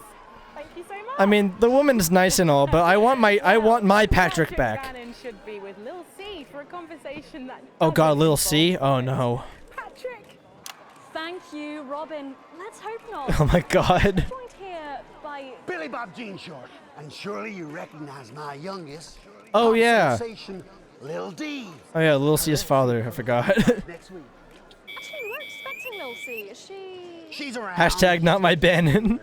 She's put me in charge. Has she? Well, the courts have. They gave me stewardship over her estate, her finances, and her internal soul. Praise Craglar. Praise Craglar. Wow. Craglar. Is she coming just because we've got some questions for her? Well, she might be along later, but as her legal and spiritual guardian, I'll be happy to answer any questions on her behalf. And Lil D, was it? Well, Lil you D- look great. Ah. You know what? I feel great. Well, who are you wearing? I'm wearing Little C, and you could be too. Really? Oh, is this The a? new line launches It's tonight. another It's one of my sponsorship. favourite looks. It's called. Oh, what a unique name! Hard to spell, though. But of course, Lil C is basically fashion royalty now, with a veritable clothing empire to her name. Yeah, well, the label's gone from strength to strength since our initial TV launch on this very show, actually. Oh, yeah, that's Mhm. right. So really, I vaguely remember it. for all this. You know, this hat costs more than my second jet. Feel that? Feel that? Yes, it's a nice hat. Person. And Forbes magazine has named me the youngest self-made success story ever. And do you have any advice for anyone wanting to follow in your footsteps? Don't. Absolutely. All you need to succeed on your own is your family's financial backing and pre-existing fame. It's not rocket science, people. Well, I mean, YouTube proves us differently about gaining fame, but oh well. Yeah, I'm afraid so. I'm sure you can imagine. At 25, she's far too old for pop music now. What? She can't keep up with these young stars. So her best of album is out now, and she's touring that later this year. And then her farewell tour the year after that. And that's her last chance to see her. So until the reunion tour, and then the classic tour after that. But it's been a long and varied career. As you So can she's imagine. not really done. Oh, and if her health's bad, then maybe it's for the best. What's wrong with her health? Oh, yes, her health. Her poor health. And it's surprisingly expensive treatments. Curse you, Zaytan! Damn your intergalactic justice! Oh, yeah. Well, we better The game's really going with this bit. Those babies aren't going to sell themselves, or possibly at all. Billy Bob, Lil C, D, thank you so much for joining Robin's me. coming And back. pass our best wishes to Lil Jesus! C. Holy shit! Now, it looks like Robin is with a music legend who actually is irreplaceable. Is that who I think it is, Robin? It absolutely is, Patrick. Jesus, how are you? Yeah, you know, I'm good. I'm great. No thanks. Oh my God, a lot of Silencing interference. me, silencing the truth. Are you referring to your attempt to incite violence against the democratically elected leaders of this country on live TV? Yeah, exactly. Hmm. And instead of being held a visionary, my management and agent, they all dropped me. Oh, rip. You can't break me when you didn't make me, you understand? See, I'm the voice, I'm the hope. You can lock me up, call the doctors, but only the moon can judge me. The moon. So, what have you been up to since your team cut ties with you? You know, keep building, keep moving. I'm actually working on a track right now. Written, recorded, directed, all by myself. Oh, has so much patience involved. I know, I'd love to hear it. And Oh no, don't give me more things to censor. Yeah, sure, of course. Give me the mic. Oh shit. Yo. The news tried to shut my mouth, but it won't be long until they go south. I didn't mean to. Cause my name's Big J and you can't stop me. See, no censorship can stop me. Yeah, see, that's all I've got at the moment. Okay, thank fuck. Did you just rhyme me with me? No! Daddy promised this wouldn't happen again. You're supposed to clap and say, well done, Julian, well done. Julian. Thank you. Oh, Julian's us. Okay. Ask me a polite question, and I'll walk away. Oh, they're back. Is it true that you're heir to a hotel chain? What? Where did you hear that? And that you're very much alive parents La, la, are la, currently la, on the la, run la, for la, massive la, la, la, financial la, la, hoarding. la. Oh, I'm sorry. Are you trying to censor me?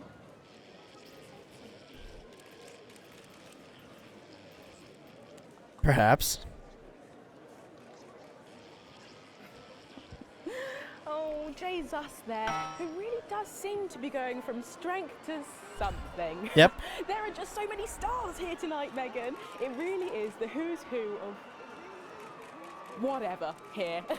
I'm going to see if I can grab a moment with someone rather special. I hope you're not too jealous, Megan. Back to you. Thanks, Robin. But I think Stacey and I are probably in quite enough trouble where we are. So, 3 big names there, Stacey. Yeah, big names. Any thoughts about them, maybe from your generation's perspective? You won't like my opinions. Go on, try me. From your generation. Well, Bumbadonk is so old he's like 1 week away from a transition centre, so who cares? And Lil C was cool when I was like 12 Oh, look, or something. Patrick but now is she's back. just another fucking loony. And Jesus is a disrupt-loving wanker who should have died with the rest of them 3 years ago. You're right. It has You been 3 agree? years, hasn't No, it? You're right, I don't like your opinions. But thankfully, we can go back to Patrick now, who has another familiar face to catch up with. Patrick, what's the atmosphere like there? It's absolutely electric, Megan. I can't. Not quite my believe he's here, Bannon. But he's here. It's Crazy Neil. Oh, hi. Hi ho, how you doing? Neil, our audiences just love you. They've really, really connected with your ads over the years. What's it like suddenly being so popular? It's crazy. People stop me in the streets, they expose themselves, they write me threatening letters. You know, the stalker has become the stalky. A real taste of Neil's own medicine, if you know what I mean. Oh, what happened to Stacy? What's been the most challenging thing about being so famous? It's places like this. You know, being around actors and rock stars. They're real crazy. And Crazy Neil knows crazy. And I'm used to being the loudest whack job in the room. And he definitely meets that, that's for But I know what sure. you're thinking. Hey, Neil, where's the crazy deal? Oh, what does he have? Oh, hi. Oh, God. Oh, the Crazy couch! deals on Chairs! You ever sit in a chair and knock your socks off? No, I can't say that I have. Makes a mess of the carpet. But what do you say? We got a deal? Well, what about Betty Andrews' handbag? It's real leather. It's real cheap. And it even contains our heart medicine. Spicy. No, really. You've got the chair. You've got the bag. You're really busting my balls. What can I do to convince you? Let me throw in my wife. Mrs. Neil. It's the latest model. Not a Holy scratch shit. on her, purrs like a charm. What do you say? Have we got a deal? Look, I can't take your wife. Yes, you can. I got loads of them. Come on down to Crazy Deals. We got crazy deals on chairs. We got crazy deals on meals. We got crazy deals on wheels. We got wheels on meals, meals on wheels. We've even got endangered seals. And we got meals with endangered seals. Yeah! No, he's not still recovering. He Neil! At the beginning of the first broadcast for this episode, he was there, but then he said some stuff he wasn't supposed to say, and then this woman replaced him, pretty much. Back to you. But regardless, not my Bannon. What a Oh shit, I didn't know I was supposed to transition. on what looks like an amazing night. Achievement They unlocked, a certainly crazy know how to deal from make Crazy Neil. And the automated really does seem to have unstoppable written all over it. I'm not because done yet. Despite Boris Horsey in Hours magazine calling it What was that? I'm still streaming, you know. I know. I don't want to see it. Then just. Yeah, you do that. Text me when you're done. I will. I will be sure to. Anyways. Lawrence Blunderclatch's overly long suicide note Huh? in a review which ends with the words, and he hasn't even had the decency to see it through.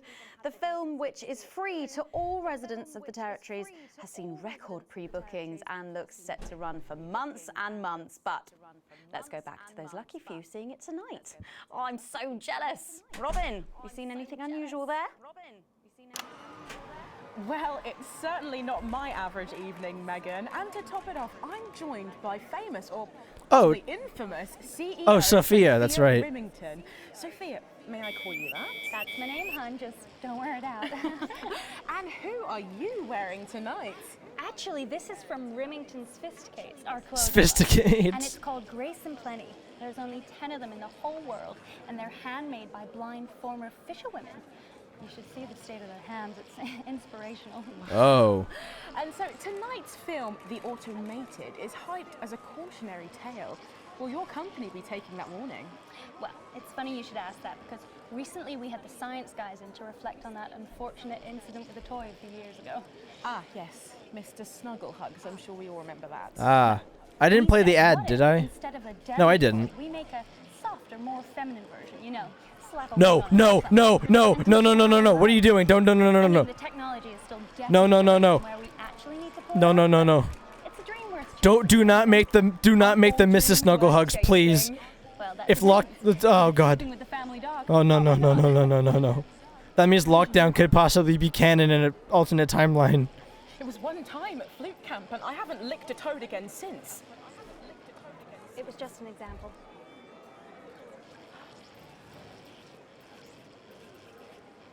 Of course it is. We're almost there. I knew that. Obviously. I was just joking. Of course. Of course. Well, I should probably. Yes. Yes. Right, Movies you about are. too, you know. The movie. Mhm. Right. Yeah. So I'll The movie. Yes, definitely. And I'll throw it back to the studio. Go hide under my duvet for a couple of months in shame. Megan?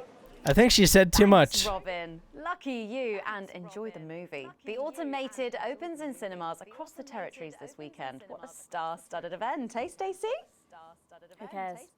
No one goes to the cinema these days. Of course. We'll be back after these messages. You know, it wasn't long ago that I went to go see No Way Home, so... Snuggle hug was a dream. Wake up, wake up, wake up. I know, but like... A video recorder, it's just not the same, is it? You're right, it's better. No uneven chatting and chewing all the way through. What about a kiss and cuddle on the back row? Doesn't that happen anymore? In public? What's wrong with you? Nothing. Nothing's wrong with me. Feeling better? That's where you come in. Alright, you are. Gotta get set up for heat rash. I think Ronnie's on something. I know he is. It was on his rider. Apparently it's medicinal. Ronnie's always high. Give him orange juice. God, she speaks. He's a stupid cunt. And just like that, you wish you wouldn't. A+, let's go! Okay, am I missing anything? The fan's gone, which is a shame. We seem to be a bit bunched up at the minute. Oh, don't worry. It's so cool. It's what now? Is record or notate your Oh, here's Megan. She's going to be interviewing you. Hello. Hi. This is her.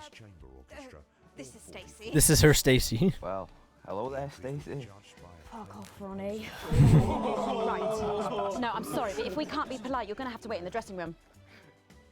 The automated. Whatever. Do you want to go and wait in the dressing room? Ooh. No. Space up? What? No. Thank you. If the next broadcast gonna have long-ass dialogue, I might be pulling an all-nighter. I'm already pulling an all-nighter. Thank God I don't have classes for the rest of the day. Fucking right, Noko. What's that? What's no? Bring in 5, 4, 3.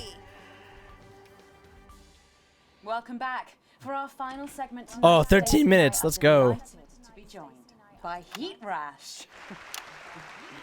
Their new album, Girls and Why We Love Them All, comes out this weekend. So, let me see if I can get this My right. classes are It's online. Nolan. I write the songs. Ronnie. That's what it says on my tattoo. Oh, you got a tattoo of your name on yourself. Okay. In case he forgets it. This raconteur, you must be Chinny. Why do they call you Chinny? It's because of this ugly old thing.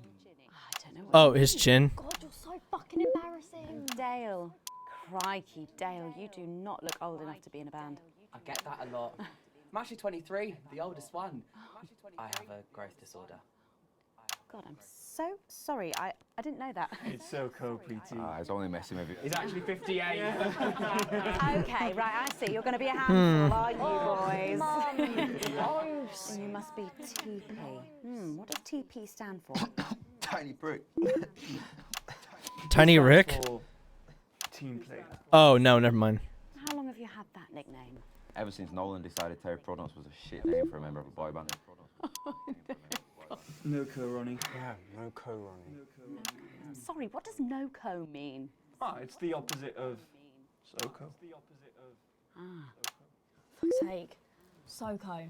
Yeah. So cohesive. You preties say cool. Right, okay, thank you. I'm sorry about her. Not your fault. She's uneven.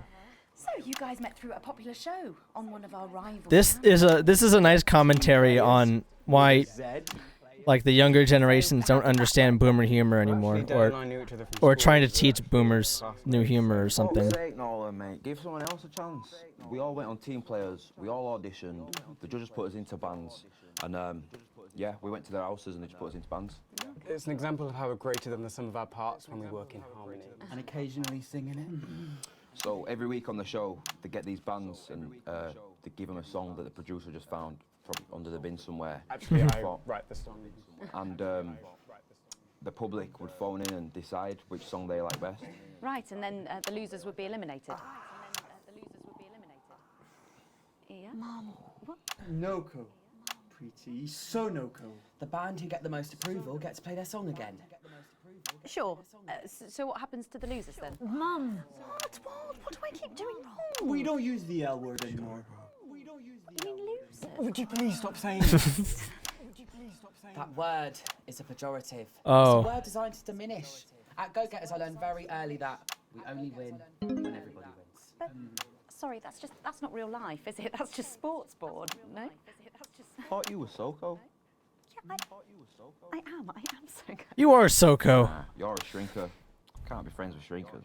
She doesn't know what you're talking about. She doesn't understand. So I do understand, actually, Stacey. What's a shrinker? Well, a shrinker. What's is, a preteen, Mum? Preteen. Well, I think it means someone who's older, doesn't it? Pre-territory. Oh, no. Someone who turned 18 before the new future. Oh. We call you pretees. Uneven. Mimis. Nonks. Mimis. It's not her fault she's old. She can't help it. I'm not that old. I'm trying to help you here. I don't think I need your help. See? Little Mimi. Is that so? Yes, obviously. What's based? Based on the facts? Oh my god, did they say anything that sounds similar to based? I'm gonna lose it. You just can't get over the fact that your beloved Disrupt are gone and you just don't fit Oh. in anymore. But the truth is, Disrupt were violent, no-co, bricks being led by a fucking psycho. I'm glad they lost, and you should be too. Listen, not everyone over 30 supported Disrupt, Stacey. Not everyone, no, but one fuck-off lot of you did. Soko, Stacey. Soko. We've all learned maybe a little bit more than we expected to. Mhm. I'm genuinely delighted to have met Heat Rash. And before we end the show tonight, I think you're going to sing for us, aren't you? Yes, that's right. We're going to sing a song from Girls and Why We Love Them All. Oh boy. Of My Heart, which is about a real relationship I had with an actual girl. Oh, Nolan, give it a rest, mate. No one cares. Go on, let's get on these stools, lads. Right. Let's get on these stools, lads.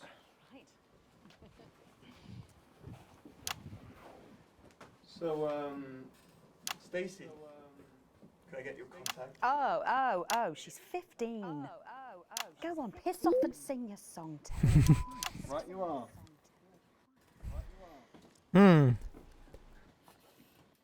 So, here they are with their latest single, Pieces of My Heart.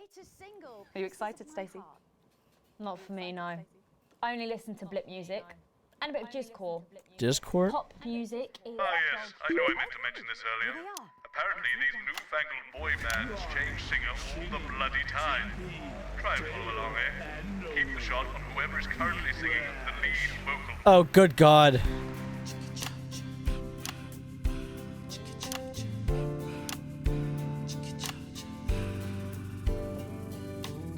I saw you standing by the menu center with a brand new pair of Lakers, baby. Do you remember? You took the first of the pieces of my heart. Oh god. You wandered into a bush and grabbed a vodka and stank. Took our assets and our wealth and drew them out of the bag. I gave you little Oh god. pieces of my heart. I didn't know two hearts could ever feel like this, girl. It's like you were custom made for me by Remington Smith. I take all of the loves that didn't last and leave them in the uneven past. Share the new future as my bride. Average BTS band? There's no need to hide all the times that you cried. As my old man used to say, you blow me away. I just want you to stay. I don't want you to pay. You make me crazier than Neil today. On Liberation Night, girl, I was sitting beside you. We sat there shaking all the way through incisors. We held each other as things fell apart.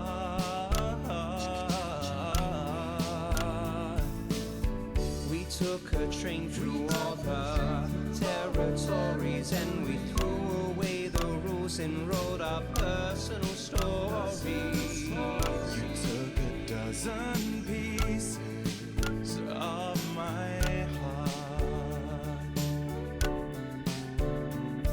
I didn't know that life could ever feel like this, girl. It's like you were custom made for me by Remington's fist.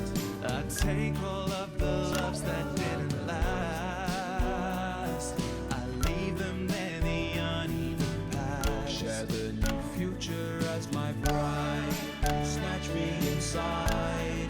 There's no need to hide all the times you have cried. As my old man used to say, blow me away.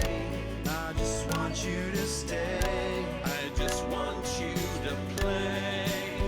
You make me crazier than Neil. Make me crazier than Neil today.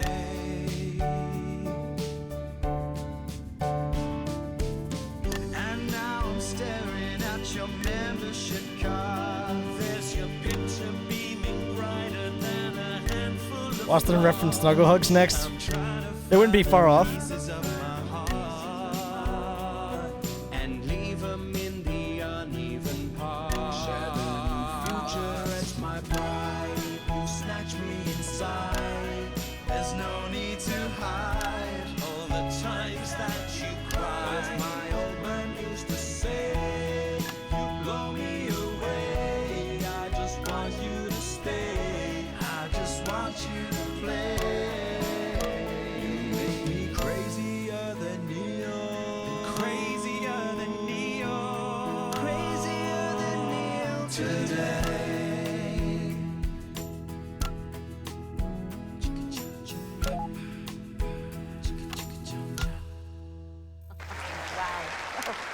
Fantastic. Thank Wow. you. That was actually really good. Best of luck. Thank you for coming in. Now it's almost time for final thoughts tonight. And I've actually asked Stacey to write a few, and they're just being programmed onto the auto cue now. Oh God, here we go. I have no idea what she's going to say. So, fingers on that bleep button in the broadcast room, just in case. Mhm. Take it away, Stacey. Take it away, Stacey. My name is Stacey. Mm-hmm. I guess you know that by now. Don't know why I put that in there. Anyway. I don't watch the news. There's no need. You hear all the important stuff from your mates, so I don't know what's considered important anymore. Mm-hmm. But I'm pretty sure that it's not rehashed movies and fucking boy bands, so anyway.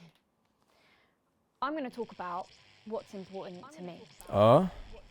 When Advance were first elected 6 years ago, I was 9 and in a home. Not a family home like you call a home. This was a state children's home. Mm. It was fucking awful, actually. It was like a Charles Dickens book. The roof leaked and the walls were damp some mornings. The food was bad. Drugs and alcohol were everywhere. No one cared. You had to watch your back all the time because there weren't enough staff to manage us. And yes, as you'd imagine, there was a lot of some bad stuff went down there with some of the staff. Okay. Not all of them, but the others knew, and they didn't stop it. And then Advance. No, that wasn't from the broadcast. Like a miracle, That was things started to change. I don't know who it was. The one person who had a debate with Alan James on the second broadcast. I can't remember her name at the top of my head. Most of the staff were fired, and the new ones, which there were more of, spent time talking and working with the bullies. And you know what? A second miracle. It worked. The bullying stopped. My life got better. Because finally, there was enough money to do the good things, and Advance had the guts to do it. I joined Go-Getters, and on Liberation Night, that gave me a group of friends that I could talk with when the bombs went off and the power went out. Katie Brightman, thank you. Thank you for that. I wasn't alone anymore. And that was the night I finally understood the importance of being in a team. So here's my final thought. I know the people who are doing better under the old system long to go back. You say, we were freer, but what you mean is, we were richer. But for every one of you, there is 100 of me. And even now, after all you've had taken away, you are still doing better than I am, than I likely ever will. You still have homes of your own and families. Yeah, hey of PB, your how's it own going? Who love you. And I'll never have that. So maybe you should stop looking for the worst interpretation of everything this amazing government does and realise it's not for you. It's for the millions like me. And you can cry and bleat all you want, but you're never going to get your money back because it's already been spent on miracles. Nope. Not today. From the ashes! Keep making tomorrow better. And we're out. Disruptor's coming back! Holy shit! It's more than all right. Nicely done. I think you might have actually given them something to think about. Although the fighting has long So I guess you're going to be taking me back to the home now then. I was thinking we could go out somewhere and, I don't know, have a meal, talk. Allen Memorial? Maybe? Wait, who's running the signal then? Who's running it? Security will be standing by. So they're always there then. There was a thing a few years ago now. Oh, with that Jeremy bloke? I heard about that, everyone did. Were you here back then? Doesn't look old enough. Satisfaction radiates from every Yeah, she does that. We are producing more and faster. Oh my god. A+, let's go. Okay. They're referencing Jeremy so much that I have a feeling a survived soldier possibly. I don't know. They're referencing Jeremy so much throughout this one. So much. There was a headline about him. Like, Jenny cannot stop talking about it sometimes. And in my playthrough, I let him live. I cut to the ads before, and he went to I believe he escaped from prison, for all I know. Also, A+, holy shit. Even though it's on normal difficulty, but whatever. Something tells me that Jeremy is not letting the movement die yet. Or it's somebody else. Maybe Alan is still alive. I have no clue, to be honest. All offensive words were censored in an interference-free show, adequately edited. Damn it. Advance angered by the content, Disrupt ruined the broadcast. Well, I guess you could have been angered about me not censoring or, you know, using the sound effects, but Disrupt did not fully ruin the broadcast, okay? I gave the audience something to sit on the edge of their seats from, okay? A generous bonus. Can afford coffee. Oh, my shares have stayed. Does that mean money doesn't matter now? I'd assume so. Disrupt liked that though. They definitely liked everything I did. Neutral for advance.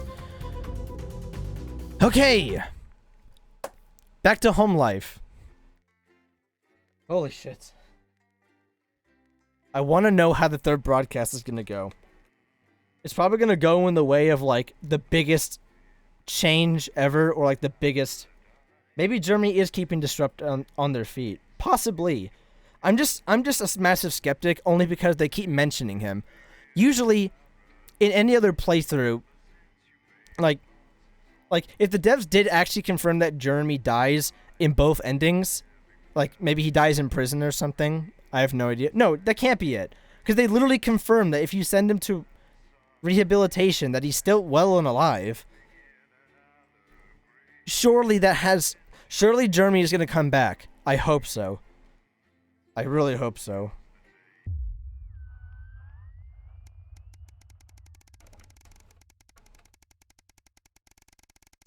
Huh?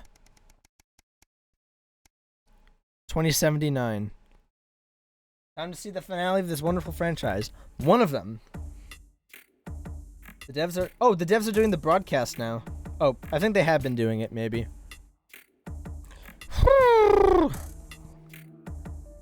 Once again, you find yourself sitting in Bozeman's office. Everything is pristine and orderly, just how the fastidious man likes it. Sorry. though it's rare for him to be late. The door opens behind you just as you start to imagine the reasons why. Alex, thank you for waiting. It's been almost 6 years since you started working with us, Alex. A lot has happened in that time. From the unfortunate incident with Mr. Donaldson to the disrupt attack on this very building. He pauses to look at you. You meet his gaze. Yeah, they keep referencing Jeremy! And the work you've done in that time has been exceptional, not to mention your dedication and enthusiasm around the office. I'm so delighted to inform you that you've been approved for a promotion. As of today, you will now be a senior broadcast engineer. Woo! My work paid off. Bozeman is beaming at you now. Thank you. Certificate of appreciation. Of course, in addition to the pay rise, the role comes with additional responsibilities, and you'll have to work longer hours going forward. But now you'll be the primary engineer for weeknights, and in time, we may even put you in charge of engineering most shows for Channel 1. You've got a bright future ahead of you, Alex. Congratulations. He proffers a hand to shake, and you take it. Now get back to work, said with a smile. You're pretty sure he's joking, but it is Bozeman after all. So you thank him again and head to your studio. You might be able to start working on other shows. What could the future hold? Woo boy! I got a promotion. I wonder if that's going to make the third broadcast different somehow. Also, it's also moving really fast. I think that's another year there. A foregone conclusion. Oh, it's Christmas. It's late. It's been snowing all day, and unlike everybody else, you stayed inside as much as possible, keeping warm. Oh, it's a new house. Damn. I guess I didn't have enough money. Normally you enjoy the snow, but today's been nothing more than irritant. Apologies, that was my timer. Forgot I still had it set. Still, tomorrow, you've got the day off and might actually be able to enjoy it. And it's actually snowing up where I am, so... Well, it did snow. Sam always gets excited when they see the snow. When they were younger, they'd always wrap the kids up and take them out to play in it. Maybe the headlines will be even longer. There's a meme in the NFB Discord where it shows a timer of 17 minutes. Oh, shit. The new place still doesn't feel quite as cozy, especially since you can't afford to put the heating on. It's been a while since that happened, though. Sam bustles in from the cold, carrying some groceries. Excuse me for the spoilers. No, it's fine. I've had long broadcasts already, and it's nice to know that they're gonna get extremely longer. I can use a hand, please. Lots of stairs from here to the car. Their arms are full and clearly struggling to get everything into the kitchen. But then, you have been at work all day, and they've spent most of it at home, as usual. I'll be right there. I'm not gonna berate my significant other to get the groceries themselves. As you rush over to help them with their bags, Sam shoots you a grateful smile. I got most of it. There's just a couple more left downstairs. You head out, getting most of the way to the lift before you remember that it's out of order. When you grab the bags, you realize Sam has picked up everything to make fajitas, your favorite. Okay, clearly it's not all bad. Oh. You forget the weather and the unpaid bills as you cook in your delightfully tiny kitchen, laughing together like you used to. For the first time since moving in, you think as Sam flicks sour cream across the table at you, you're making happy memories again. Money isn't everything. Well, I'm probably going to lose the house, so that's something. Oh. Yeah, there's a couple stutters here and there. A time for reflection. Oh, God. It's been over 13 years since your dad died. You visited his graves a few times since then, normally during times of stress, or when you're trying to figure something out, or when you just want some peace and quiet. Today is no different. You feel Sam's hand on your shoulder, giving you a reassuring squeeze. You're grateful that they're still here with you. Just having them by your side always seems to make things easier. The call of the raven catches your attention as it flies away. Patrick Winston. Wow. Nice crow sound. Charlie was only 8 when his grandfather died. He didn't really appreciate how big the loss was at the time, but as he got older, you did your best to pass on what your dad taught you. But now he's all grown up. He's actually starting to teach you, which is strange, but in the nicest way. You're proud of the man he's become now. Susie. Poor Susie. What you wouldn't have given to have her back, even just to argue with you. She wanted to explore the world. So curious, so full of life. Until Liberation Night, everything changed since then. So many lives destroyed. You've always had your ups and downs with Chris, but that doesn't mean they deserved. And if you hadn't given them your passport, they'd be safe. And Sam was so happy about it at the time. The choices were made. The best laid plans. Taking your mother to the transition center was a difficult decision, maybe the hardest of your life. You're still not sure if it was the right one, but she's definitely not suffering any longer. And at least she and your dad are together now, whatever happens next. It'd be nice to have her here with you, though. You turn away and wander in the direction of the car. You can't control life, what happens, who lives, and who dies. All you can do is keep going and see what gets thrown at you next. What is life, if not a series of little decisions that define us? And we'll never know which ones would take us one way, and which would bring us here.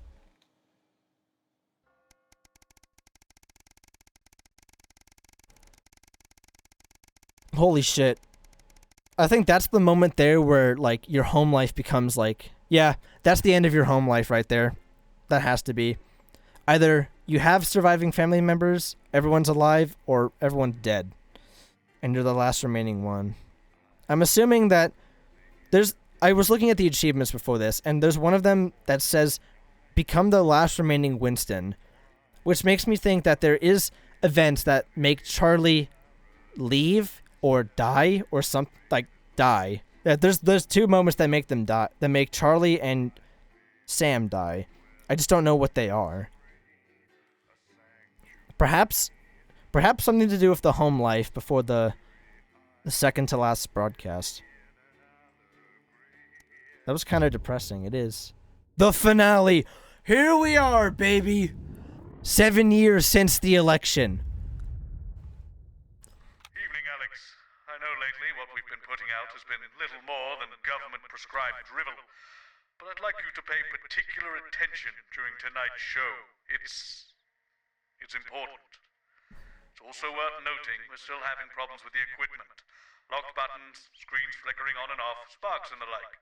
I'm sure you'll manage without issue. Oh, and don't forget, you've got free reign of the SFX buttons now. Yes! Make sure you use them to keep things lively. Is that it? Okay, thank you. Oh, damn it. Crazy Neil's not here anymore. I think all the advertisement choices are gone afterwards. Check power. Oh, right. Seriously, it's not even a cake. I'm sorry, no. Okay, no worries. What? How old are you then, Cole? Okay, here we go.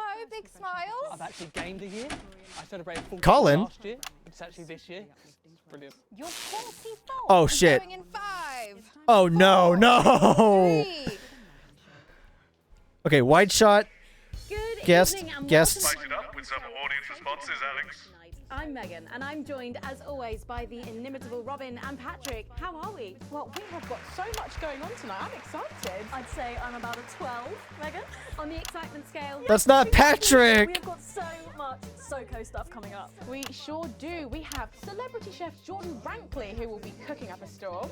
We'll be announcing the winners of our big competition, Visions of the Future. And we'll be joined by a very special guest for a game of Wheel of Truth. Oh, shit. How to make your own Leaders' Day gifts. We've got all of that and so much more tonight Oh, God. on The Nightly Show.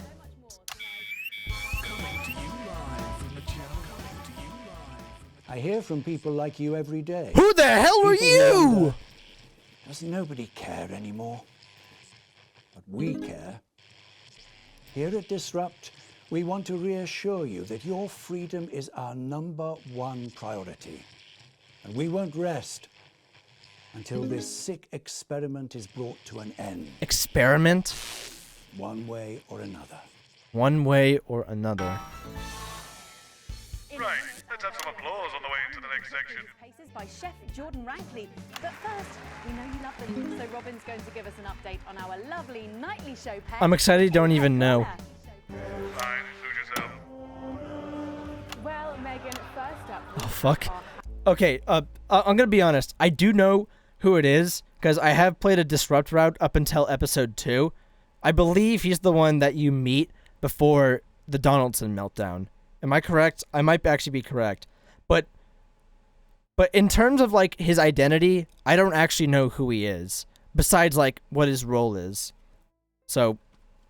Hamster Lord Cheeks. Now, he's a squat winter grey with the scientific name Adipem stultus, and he lives here with us in this cage. Hamsters love hoarding, and they actually have special pouches in their cheeks for storing food. He loves carrots, apples, and chewing tobacco. Oh, that was the wrong reaction. Hamsters are nocturnal, so we'll do our best not to wake him up. But let's just see if we can. Well, the door has been left open. It looks as though Lord Chinks has actually gone for a little wander. But I'm sure he will be around here somewhere. In the meantime, let's say to our tortoise.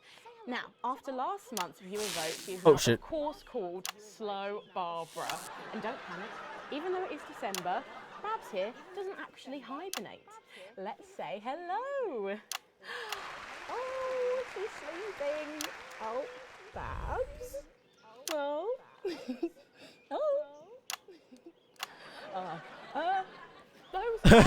He's dead. Oh no. Both alive and well. Back to you. With SFX, less is more, Alex. Or some Really? similar animals at the same time tomorrow. Now then, I hope you're hungry, because if not, you're about to be. Patrick Bannon is with Chef Jordan Rankley, and they're going to be showing us how to knock up a delicious apple pie. It's time to go into the kitchen. Oh, that was too early. Oh no. Right, and I'm joined here by Chef Jordan Rankley. Welcome to the Nightly Show kitchen. How does it compare to the kitchens you're used to? I love the colours. It's vibrant. It's fresh. It's shame about all the arseholes. Yes? Sorry? Oh shit. So, Oh god, it's female Gordon Ramsay. restaurants, you've been awarded 9 Ballon Massifs across your career, and you've worked alongside Not my Gordon. in the world. Tonight you've got me. Oh, are you worried? Am I fucking worried? Are you worried? Are you fucking worried? Yes. So, what are we making today, Chef? So, we've got a family over for Leaders' Day. They're hungry. We're going to make them a delicious apple pie. Ooh, lovely. It's got sweetness. It's got the acidity of the fruit, and then you get the richness of that pastry.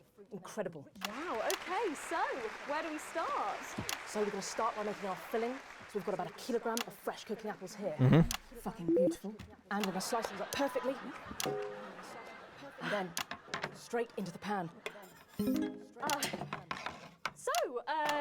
Your new show, Demon Kitchen Heart Eater, starts on Friday here on Channel 1. So, tell us about that.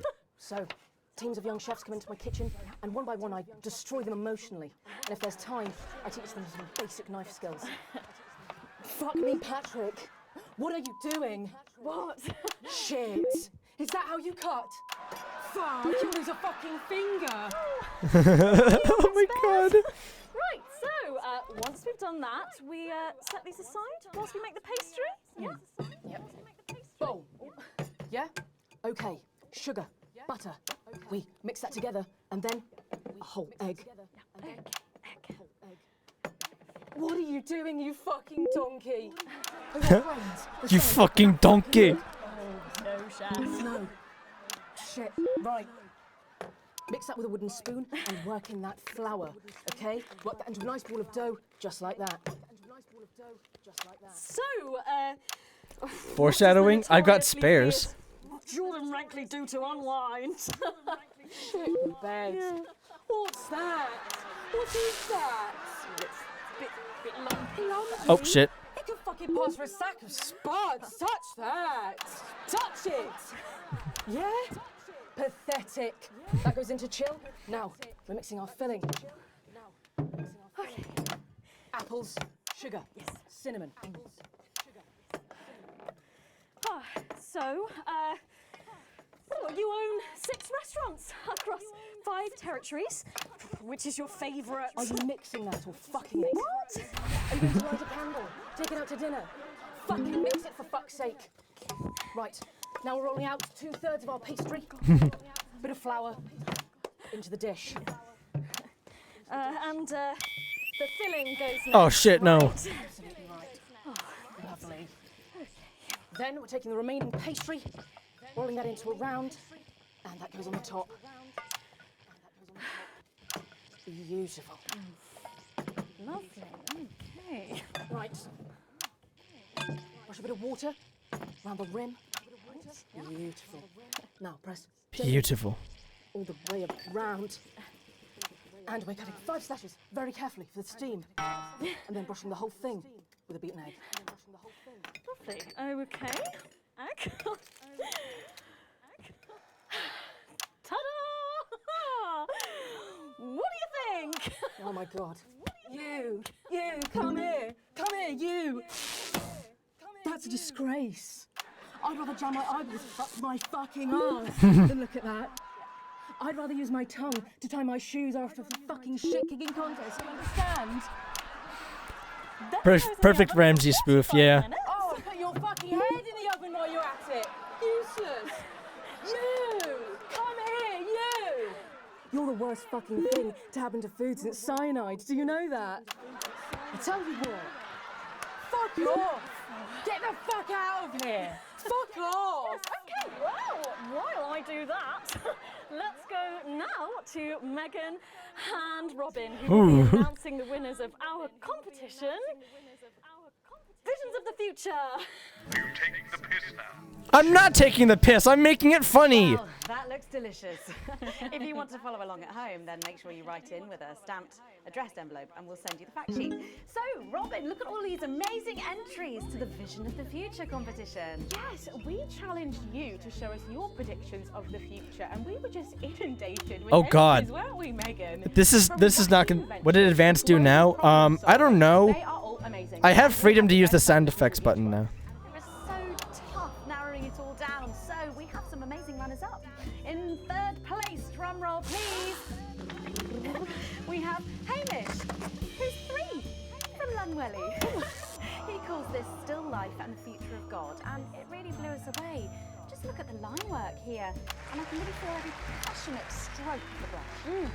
If you look here, you'll see a beautifully rendered, what I thought at first was a smiley face or perhaps a cat. But I think if you really look, you'll see it's actually a representation of the seeming futility of death through the eyes of the living. He's also What? I think is really interesting. If you know Hamish and his work, of course, he loves focusing on the negative space rather than the image itself. Stunning, absolutely stunning, and such talent from one so young, Megan. But next up, we have our 2nd place. I probably shouldn't be using so many sound effects. Drum roll, please. We have Keith, 41 from Dungleys. Keith, we were sort of aiming this towards our younger viewers, but still, he has sent in his idea of the future, which he's calling Ravaged Earth. Indeed, he says in his really rather detailed notes, deprived of basic resources, society will resort to a brutal system of weekly battles to the death, where only the victor may breed. He also says at the bottom here, either that or about the same, but maybe a bit worse. I really love his attention to detail. You can see the sort of gladiatorial arena, and then what I can only assume is Keith himself pulling off this chap's head and shouting, "Come back to me, Linda!" Oh, Keith, maybe if you spent more time outdoors. Warm up art. Children's competition, she might not have left. Special one there. And finally, of course, it's time to reveal our winner. All our runners-up will receive a day out at an inflatable Happy Land on an industrial estate. Happy Land. Yeah, 40, sorry about that, Keith. But our lucky winner will win the chance to spend the day at the Department of Change to see how our teammates are actually making the new future a reality every day. And the winner is, drum roll please. Oh! Nope. A proud history of lobbying for real jobs for real people. And we only partner with brands that share those values. So today, we are delighted to announce partnerships with Remington's Fist, Stank Beverages, and Empire Tobacco. Brands that made this country what it is. Brands you can trust. And brands Disrupt is a corporation now? Getting involved in the party, aren't they? This one seems to When did this happen? in what I can only assume is an Oh shit. sign of things to come. Whoops. Well, if our winners have inspired you to make some artwork of your own, do keep sending them in, and yours could be displayed in our gallery here. Well done again to everyone who took part. We're going to take a break now, but when we come back, we'll be playing the Wheel of Truth and making some lovely homemade gifts. Don't go away. We'll be back after this. Right. What I can tell, the old vision mixer's getting a bit worse for wear there, Alex. Mm-hmm. Expect your kit will be deteriorating a bit more in this next segment, so be careful. I can't stress enough how important it is that we keep the show going tonight. Why? What happens if we don't let the show go? What happens? I dead ass wonder what happens. I'll take you out through the loading bay. Segment grade B. Yeah, that ending there, I was confused. Oh yeah, people still walk through here, I forgot. And Advance has sprayed their logo on this hallway. 191 births today, though a nasty cold snap brings bitter winds overnight. So Is this weather or is this like other news? no rainbows in sight over territories 3 and 4, as a Category 2 storm warning means we advise our residents to spend their Leaders' Weekend indoors. Leaders Weekend. Parents of the 12 new children in Territory 3 will be thanking their lucky stars for an excuse to stay home. Though, of course, nothing to do with stars, more of a hot air, cold air thing. Next, this front of warm smiles. Oh my god. What's gonna happen if I don't let the broadcast go on? Surely there'll be celebratory snowmen there tonight, as they also hit an impressive fertility peak of 23 new arrivals. And finally, Jenny, where's Glib? Can we get him out here? I'm not sure about this grandma one. Oh, he's right with our other guests at the moment. I just wouldn't say grandma. Blue Yes, grandmother's arsehole. That's much Mm-hmm. Okay, everyone, if I can have your attention, please. Sarah just needs a word. Apparently there's been some sort of disturbance near the studio. Now I'm sure it's nothing to worry about. Oh. I wanted to let you know that I've asked for extra security and they're already on their way. Okay, 10 seconds, so positions and code. There's a threat? Okay, this time you've said it. Laughing, and we're going in 5, 4, 3. Don't forget the SFX buttons. I'm sorry, we were just saying we can't wait to taste Patrick's pie. Oh, I don't know, I think I could wait.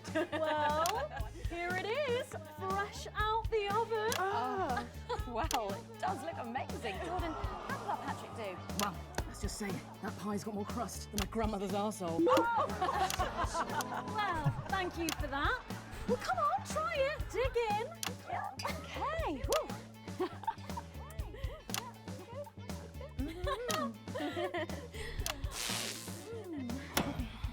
Oh my god. Oh lord. Oh, that's really something, Patrick. Delicious. But now you better go and get ready for that next feature. This has turned into a talk show, apparently. Could it be? It could be! With our celebrity guests. But I know what you're thinking. Megan, we've only got one celeb guest. Well observed, viewers, well observed. Well then, I better bring her out. Should I? The surprise guest? What do you think? Here she is, best-selling author, lawyer, and thinker. I mean, she's only the bloomin' team leader. It's Julia Thornbury. I think you might be using those sound effects a little too much there. I am? Oh god. Wait a minute. No. The Prime Minister should not be here. The same thing. Now, don't get too comfortable. It's time to head over to Robin and Patrick. Oh, shit. As we play Wheel of Truth. It's worse than a talk show. It's daytime variety television. That's right. It's that part of the show where we pit our celebs against each other to see if we can break them. That's right, Robin. They're gonna spin the wheel to pick a round, and it could be anything from box of flies to slap my face. They really have no idea what's in store. So up first we have Jordan. Let's give it a spin. Yeah, here we go. Oh god.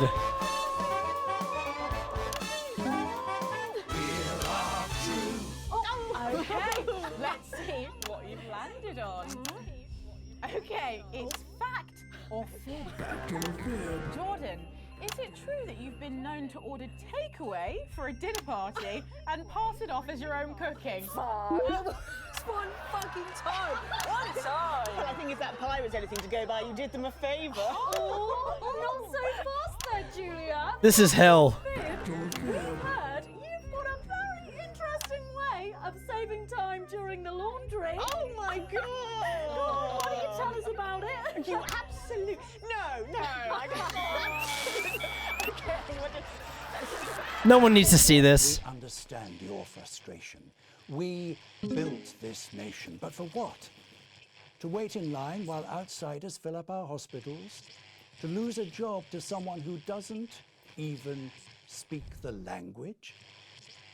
No, we don't think so. Where what? Honestly, raise my taxes. We're clearly not paying you enough. Come to my dressing room after the show. We'll sort you out. Oh, he's blushing, Patrick. Is all this talk of bras embarrassing you? I'm not blushing. Come on then, you, Julia. Spin the bloody wheel. Oh, fuck. This is painful.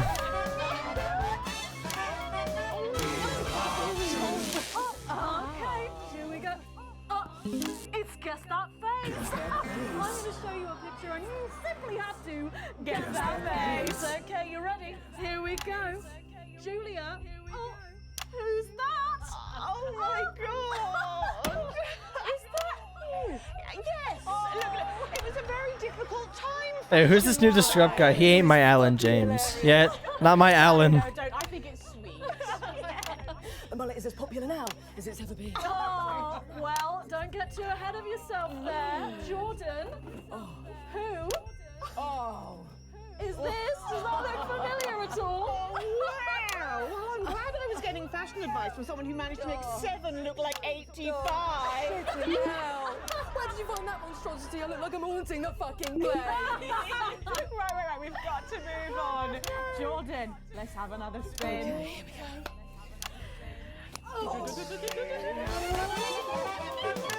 Oh, fuck.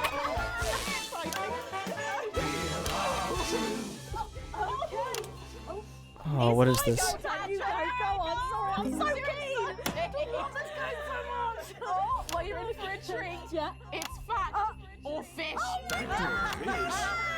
Okay, if you look under your podiums, you will find a lovely fish smoothie.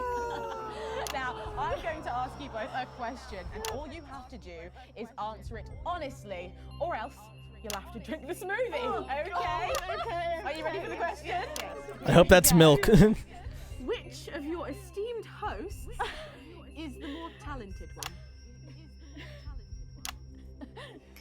Oh, what a cop-out! Oh.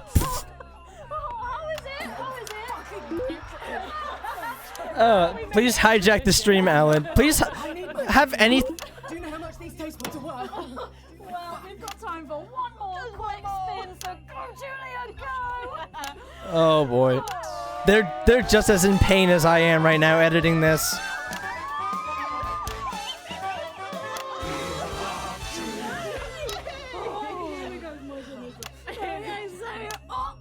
Julia, take a look in that box under your desk there.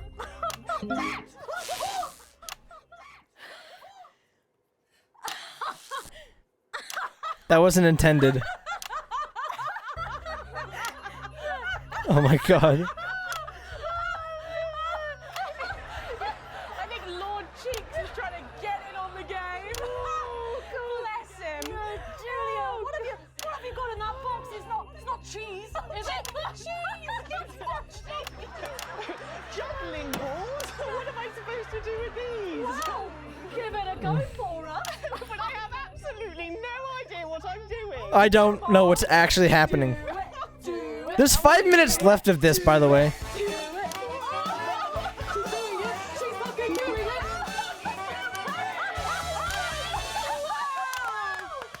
Wow, can Claire actually juggle in real life? I wonder. I have to say, Her actor. hell.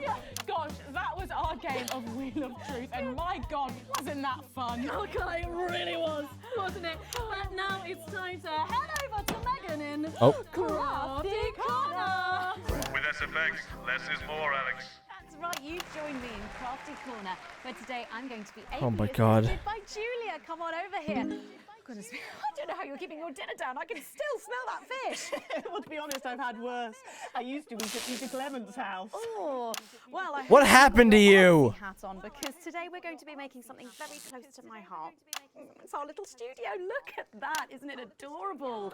All of us there on the sofa. Wow. Oh, it's gorgeous. Oh, is that all you in there? Yeah, it is. If we can just get a little zoom in, there we are. Oh, I don't know about you, Julia, but I always leave my holiday shopping to the last minute. Oh, every year. I do it every year. Well, luckily these make amazing gifts. Shall we get cracking? Oh, yes, please. We're going to start with a shoe box here. And Julia, that's it. Grab those scissors. I just want you to get rid of this front panel here. Perfect. Will do.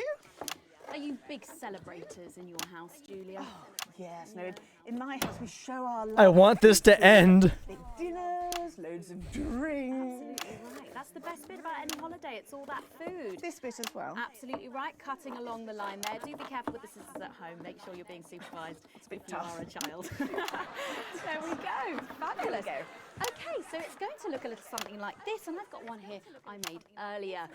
We painted it with a bit of poster paint, white to match our lovely curtains here in the studio, but you can obviously have whichever backdrop you like. Like a nice shiny gold number. Well, exactly right. So we're going to make bits of our set now to put in the studio. Oh, I should- Perhaps a little desk. So I'm just going to grab this piece of card. I've just got it from a little cereal box packet. I think you... I'll give you this one, Julia. Shall I? thank you There so you go. much. And all you need to do is cut along the lines there.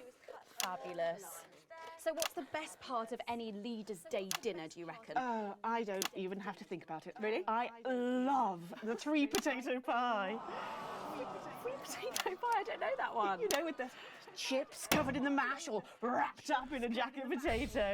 Mm. Is that just me that does that? I don't know, but that sounds starchy. Well done, Julia. So now she's 4 minutes. This is gonna stink. there. What it's going to look like at the end is this little rectangular shape there. And we're going to pop it in the middle. Bit of sticky tape on the back there so it sticks down. Now we need a sofa. That's what we need next. We're going to make that out of a lovely paper cup. Having fun down there, knocking it all over. I got one though, Megan. Good, fantastic. You're just going to cut along the line here, down the middle. Exactly right. Then when you've done that, around the bottom and again around the top. Well done. When you're done, oh, there we go. It's going to look a little. She's gonna cut herself, isn't she? And look what I've done there. I've stuck some felt down. Nice and comfortable sofas. Yes, can't have our tiny Megan having an uncomfortable sofa, can we? Absolutely not. She'll be on the phone to her tiny agent and getting someone tiny fired. Yeah. Well, there's only one thing missing, isn't there, Julia? What is that? A higher caliber of guests. Nearly. It's What? So all we've done to make our little people is we've stuck a cocktail stick into a bottle cap. We just need a face for that now. I've got a good one here. I know it well. It's me. I'm going to stick it down there. A little bit of sticky tape. Oh, my felt's going everywhere. There we go. Oh, I'm a bit lonely. Let's take Robin and Patrick over. Sitting down on the couch over there. There you go. And well, I'll make myself just comfortable just there. There. And these, of course, are all made and cut out of our favourite newspapers or magazines. So you can have any guests you like. Julia, is there anyone else you'd like in the studio? Oh, yes. Well, I'm going to be playing Wheel of Truth with Ronnie from Heatrash. Nice. Yes, but that way. Yes, he's going to be teaching me choreography, and I'll be teaching him foreign policy. And of course, you can decorate them however you want. Perhaps you're a bit, I don't know, nostalgic for the old look of our studio. We've got the blue studio down there. I am Or nostalgic. even retro red. I've got Sheila. Chris, Oh God, Jeremy. Oh, sorry, that's not supposed to be. Oh, well, we're out of time, I'm afraid, Megan. It's time for a break. When we come back, I'll be on the couch of chat What? talking to some of you, and I just cannot wait. We'll be back after these messages. Right, it's coming up soon, Alex. You'll know it when you see it. The fuck? The actual fuck? You'll see it? What do you mean I'll see it? Is Bozeman in on this? Jesus. Whatever happens, keep the show going.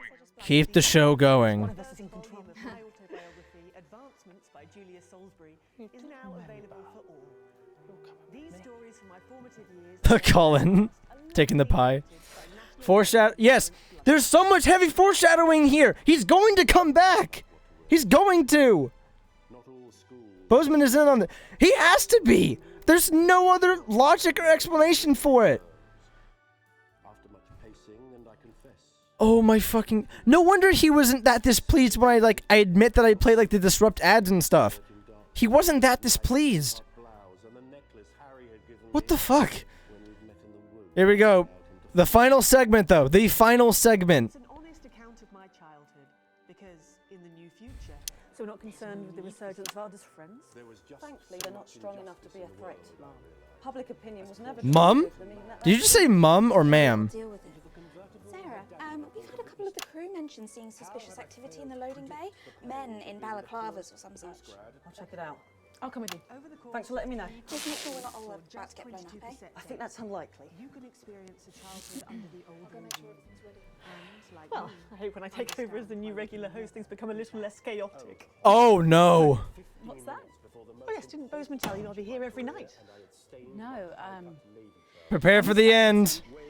I was at an appointment. Oh, well. Don't worry, it's not like you're being fired or anything. You'll be culture correspondent or some such. You'll be fine. Oh no, not the cycle. Oh no.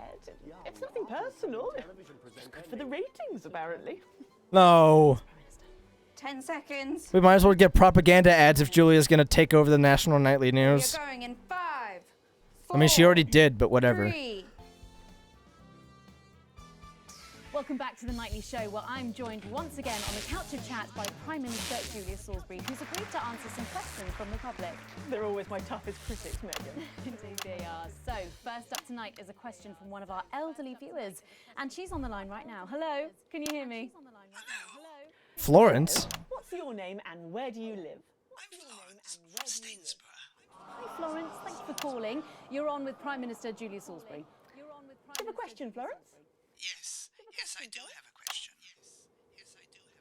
Okay, would you like to ask that question now? Oh, yes. Right you are, dear. Prime Minister, with all that hard work on your hands, how does your skin manage to keep that healthy glow? Oh, bless you. What a lovely question. Well, I suppose with my line of work, there's not a lot of time for a skincare regime, as I believe they call it. So I guess I've just got my mother and father to thank. I suppose I've just got lucky genes. Lucky genes? That's what my Clint calls the denims he was wearing when we first, well, you know. Yep, thank you for that question, Florence. Your Clint sounds like a right one. Oh, he is. Gonna be 44 years married this June, but he still finds the energy twice a week to give me a... Thank you, Florence, thank you. Oh my god. I wish I could say the same at her age. Everyone needs a Clint, say Prime Minister. Or a Clara, perhaps. Megan? Or a Clara. Let's go to our next questioner tonight. 15 minutes. He's calling from right here in the capital. Hi, caller, can you hear me? Yes. Caller, can you hear me? Thank you, Megan. Oh my god! It's not a good line. Well, I think we all know that voice. Good evening, Mr. Donaldson. Good evening, Prime Minister. Do you have a question Oi. for the Prime Minister? Caller? Several, actually. Well, maybe it would be better if we tried to get a better line. I could have the station call you back. Don't worry. I've got a much better idea. Oh god. What's going on? It might be what you call a surprise guest. Our second of the evening. Please welcome Jeremy Donaldson. Yes! Yes! On live television. Can I say? It's good for the ratings, apparently. Yes, my boy's back! A wanted criminal. What's that CCO, for God's sake? Don't worry, Prime Minister, I'm not. Oh, I meant to censor that. She's not here at the moment, Prime Minister. Well, like her the moment she returns. If we can find the keys to the studio doors, that is. Apparently they've Wait, been what? locked and no one knows where they are. Wait, what? That's uncharacteristically careless of you, Jenny. You know there's only one way in and out of this studio. The peculiarity of these old buildings. I'm sure they'll turn up. Should have you all arrested for this, Come, Prime Minister, what are you so afraid of? Surely a woman of your stature can withstand a few questions. For the viewers at home. Very well. I can't say I'm impressed with this irresponsible stunt, but believe it or not, I used to have a lot of respect for you, Mr. Donaldson. Please don't attempt to flatter me, Prime Minister. I'm not. It's true. I've watched you sink your journalistic teeth into the great and powerful. So, out of respect for the man you once were, I'll dance your strange little tango.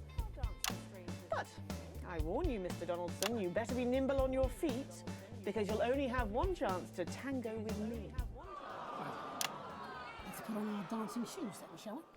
Okay, no more sound effects, actually. Sterility first, Prime Minister. Yes, a terrible situation. Caused in no small part by the actions of your government. Well, we can't control the weather systems that unfortunately Unfortunately spread the fallout from your bombs in an even layer across the territories. That's what our scientists say, yes.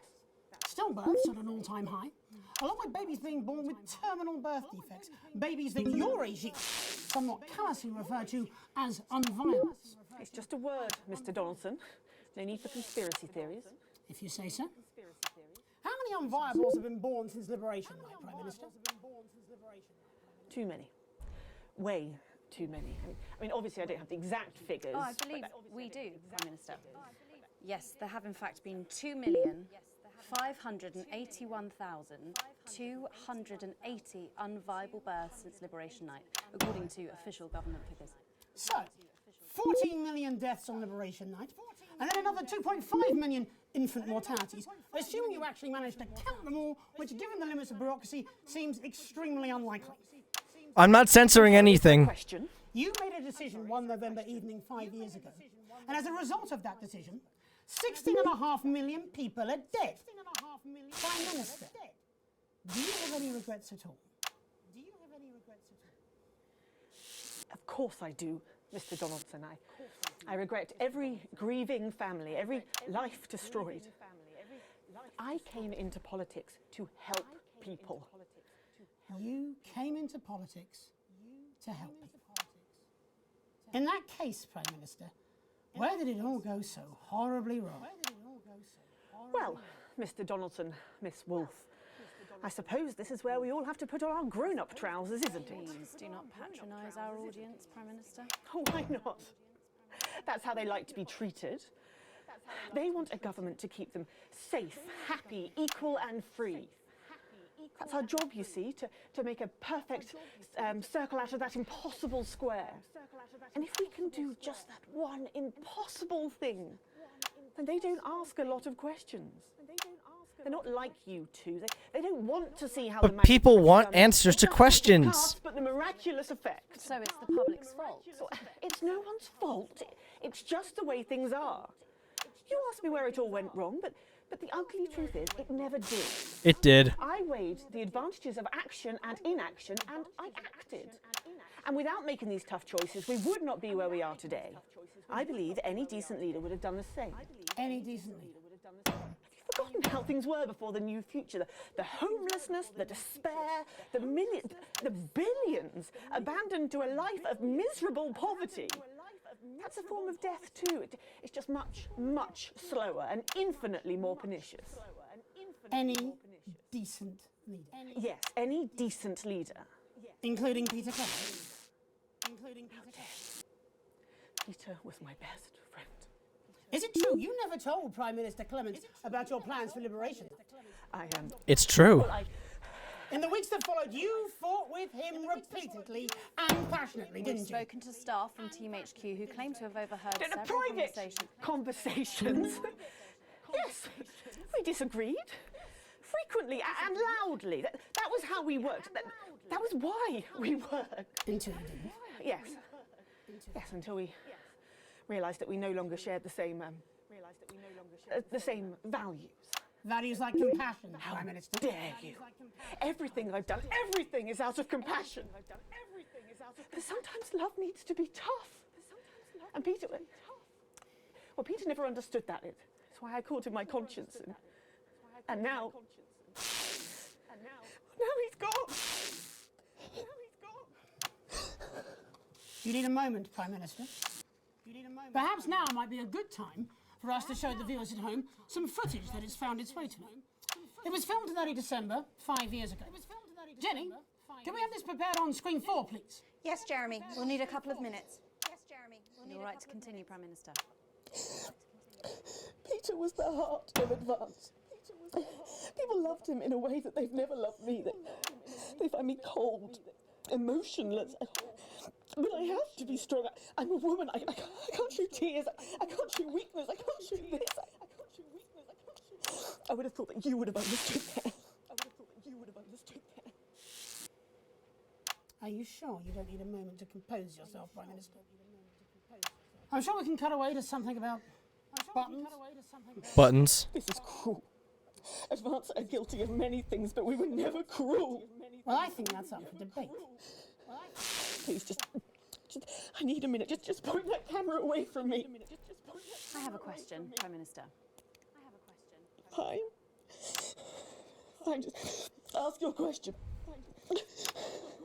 Why are there no tears on your face? Oh no. Do you hear that?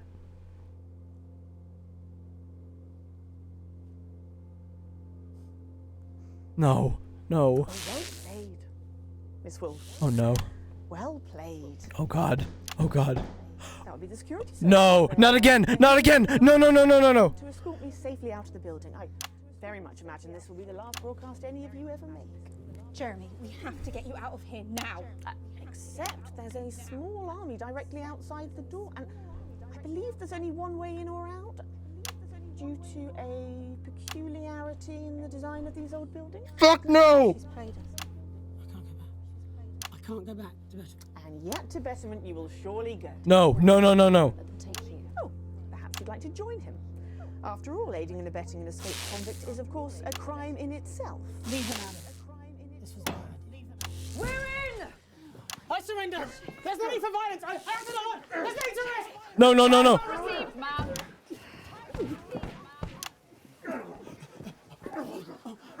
Oh god. My boy!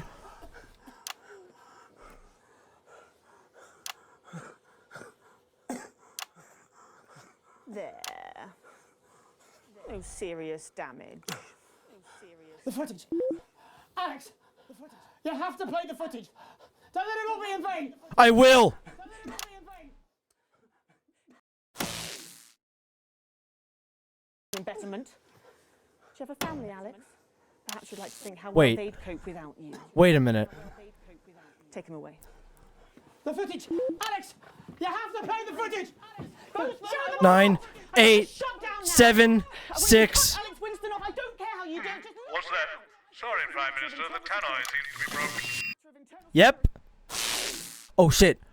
You duplicitous bitch! That's not fucking good enough! Peter, you have to understand. No, you have to understand. 14 million deaths on our hands? It's unthinkable. And this is exactly why I didn't tell you. Because you knew I tried fucking stopping you. You are a bloody liability, Peter. Can't you see that? Drunk or sober, you cannot be trusted. I'm the fucking co-Prime Minister, Julia, and I'm supposed to be your friend. Well, maybe you see I had your best interests at heart. This isn't on you, you lucky bastard. You get to sleep at night. I haven't slept for weeks. And what would you have done if I had told you what we were planning? I'd have stopped you. I'd have gone on the fucking news and I'd have exposed you if I had to. But I would have stopped you, and you can be fucking sure of that. And the whole country would have fucking starved. Well, you agonized over your morals. And we'd all be gone, all our good work, all wiped out. Good work? Good fucking work? It's been 3 weeks and they're still putting out the fucking fires. I'm on the verge of tears. Tomorrow, I am going to be on every news channel in the world, telling people what a fucking monster you are. No, you won't. Tomorrow, you will come back here and you will do your fucking job, just like I have to. We'll see, won't we? Jesus, Horatio, face fucking Christ. I don't even know who you are anymore.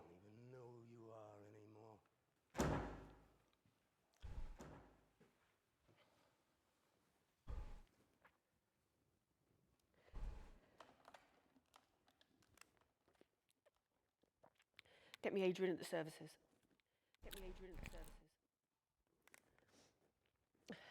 Hello, Adrian.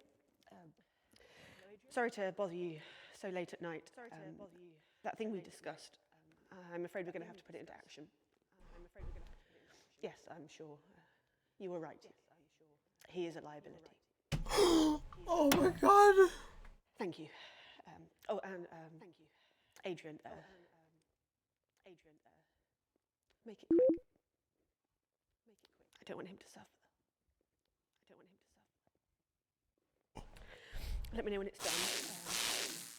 No paperwork, nothing. No one must ever know.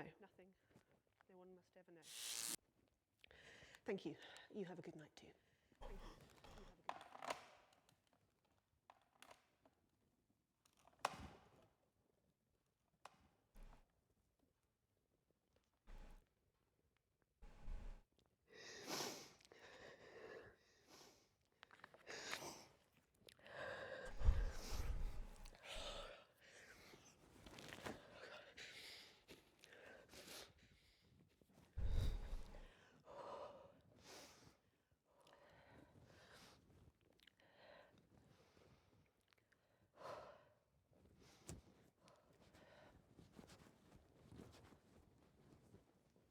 Can we cut back now?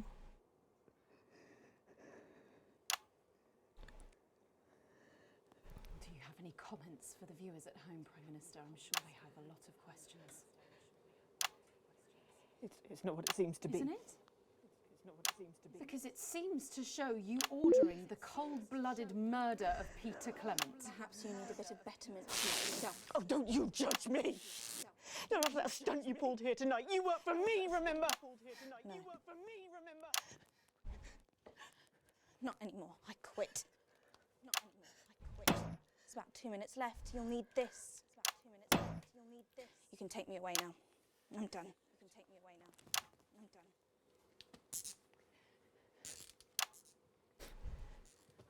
Do you have anything to say, Prime Minister? Do you have anything to say, Prime Minister? You're done. All of you. This programme is cancelled. It's effective immediately. You're all fired. Effective immediately. You're all fired. No. Arrest them all. I'm not the criminal here. You all saw that footage. You know who should be arrested here. I am the Prime Minister, and I will do what I No always do when I one tell you. No, Julia. No one is. Julia, no one is. Do your bloody job. Do your bloody job. There'll be elections now. There'll be elections. Just you wait.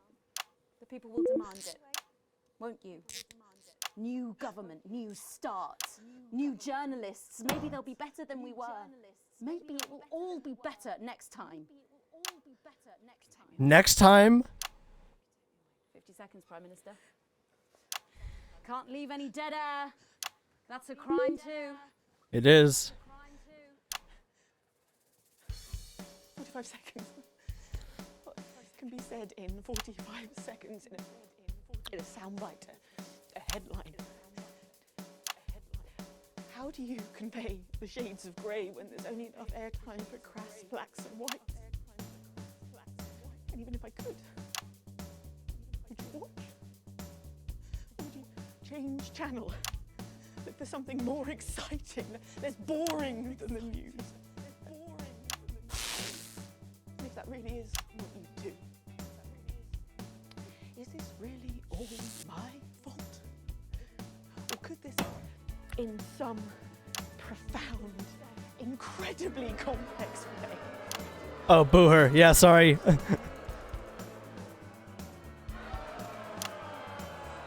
name is Julia Salt, and I will make tomorrow better. Yeah, right. Get out of here. Achievement unlocked. The new future. Question mark.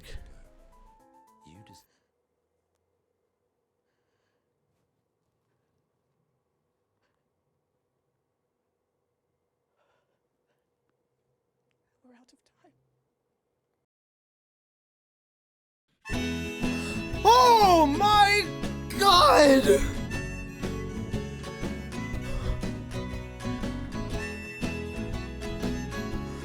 Oh my god. I hate it when you're laughing. What the hell? Lawrence Blunderclatch remains beloved in the nation and hated in the industry. Jesus is still seeking funding to get to the moon. He also needs scientists and engineers. Lil C's career has moved from strength to strength. She has recently released a line of scented candles and a sex tape. Baldy Locks ensured Sophia Remington's lifetime appointment at the head of Remington's Fist. She is currently on target to be Empress of the known universe before she turned 35. Dante was the first of many children born in the caves. Many generations later, a descent called Helvetica Schwarzborg and Hogan's Voice started sending surreal messages to the surface they were never received. Johnny and Tiffany's baby was named Goldie Clitoris Hamsleeves that grew up to become an estate agent. Holy shit!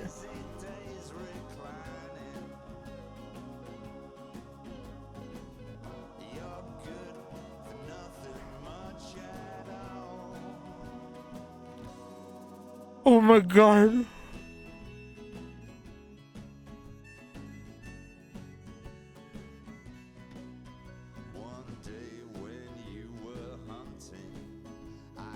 Sorry, the stream's acting funky. The bitrate looks fine on my end, but it might be something that I don't see yet. But oh my god.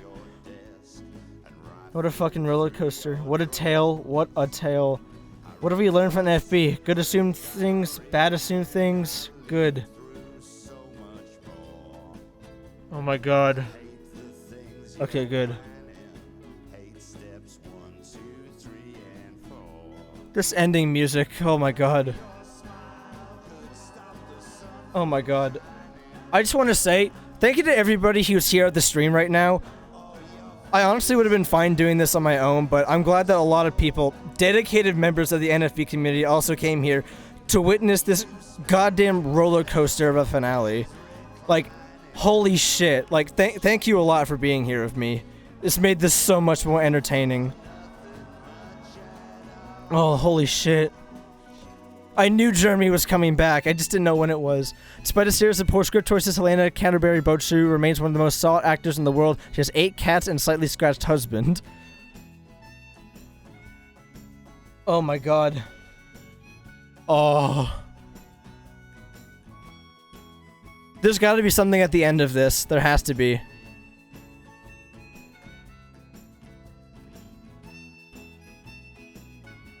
Holy shit. And that's just... I believe that's just one of the endings. Only one of them. Oh my god. I'm gonna be invested in this for like the rest of the month. My god. Holy shit. I can't wait to get with the community on solving everything for the game. I can't wait. The telethon written by George Veer. Pleasure Corp's onboard trajectory seems untouchable. There's only been one luxury cruise disaster, and even then, almost half the passengers survive. There's a lot of people who worked on this for... This may as well be a AAA game, for that matter. This has the work of AAA, but it's still classified as indie. Oh my god. 6 endings? What was all the monitors with like 14 stuff on it? Crazy Neil lives in the capital of his 9th and 10th wives. He now sells mostly indulgences.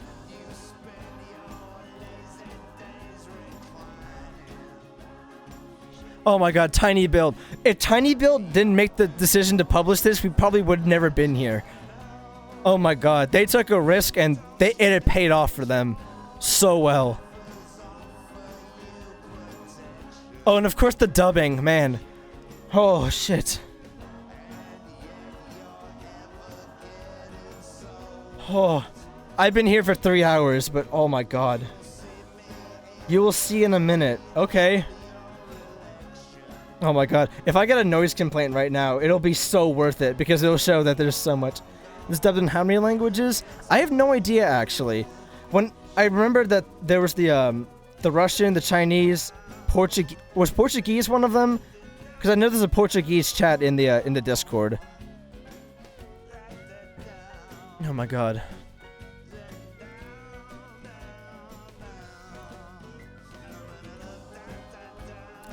Well, 2. English is core.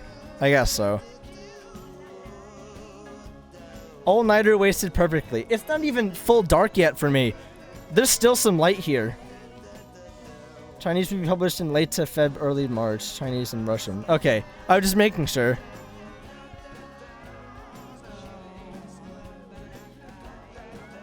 Oh my god. What an ending. The picturesque town of St. Bumley-on-Tane continues to thrive. The whole was recently named an area of outstanding natural ability. Anything is depicted is fictitious, similar to actual persons, is purely coincidental. Okay, so that's a soundtrack. There is a soundtrack to this game. There is an OST, which you can buy. What? This is new. At the screen. What is this? They did it for the OST. Yeah. Like, I have the OST. It's so good. I'm just waiting for the tracks to be updated. What's going on?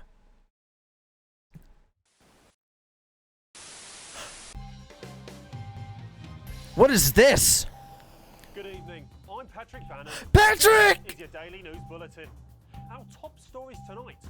Former Prime Minister Julia Salisbury took to the witness stand on the first day of her high-profile trial. The disgraced politician faces charges of conspiracy to commit murder, human rights violations, and war crimes. My Patrick in is relation back! To the events of so-called Liberation Night. If found guilty, she faces life imprisonment. Meanwhile, as the first election in nearly 8 years are just weeks away, Advance announced their new leader will be respected economist Katie Brightman. As Brightman pulled ahead in the polls today, the New Look Advance Party vowed to restore territorial independence and to embody sensible, sensitive leadership and accountability. And later tonight, I'll be asking a hat maker what's his favourite hat and why. Epilogue room. You have unlocked and reached a new leaf. You have 1 out of 14 epilogues?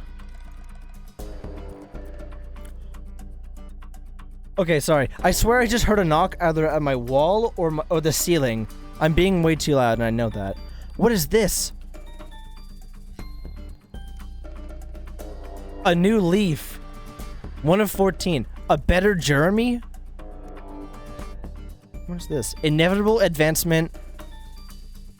A renewed machine. Chaos reigns. Under new management. The middle ground. Wacky fun.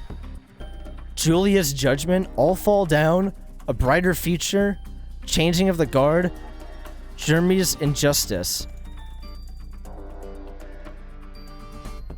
I'm gonna be here forever. Good evening. Epilogues play the telethon credit. Oh my god. Holy fucking shit. Every single one of you's a bit Jesus. I'm gonna be here for just a little while longer. I want to explore a little bit more. Have the rewards been... Oh yeah, this is a different profile. I assume the rewards have been changed, though. Oh my god. Extras, epilogues. Oh my god. Maybe this is how you play an entire round of all NFB broadcasts. I don't know. There's clearly more. I assume that there's one epilogue if I don't play the tape at the very end there. I assume that there's one. But holy shit. There's so much more to this game. But even though it was one ending, that felt very definitive. Then again, all of them feel definitive. But my god. NFB, not for broadcast, is the most engaging game I've played in a long time. Not only that, it matches so much of my interest for broadcasting and filmmaking that I can't help but love it for what it is, but also for what it became after early access. Like this full release, this is amazing. Like, sorry, shameless self-promotion, but when I streamed this game for the first time, the devs actually hosted me playing the lockdown because I was playing it at like the month of release, I think, and that was amazing.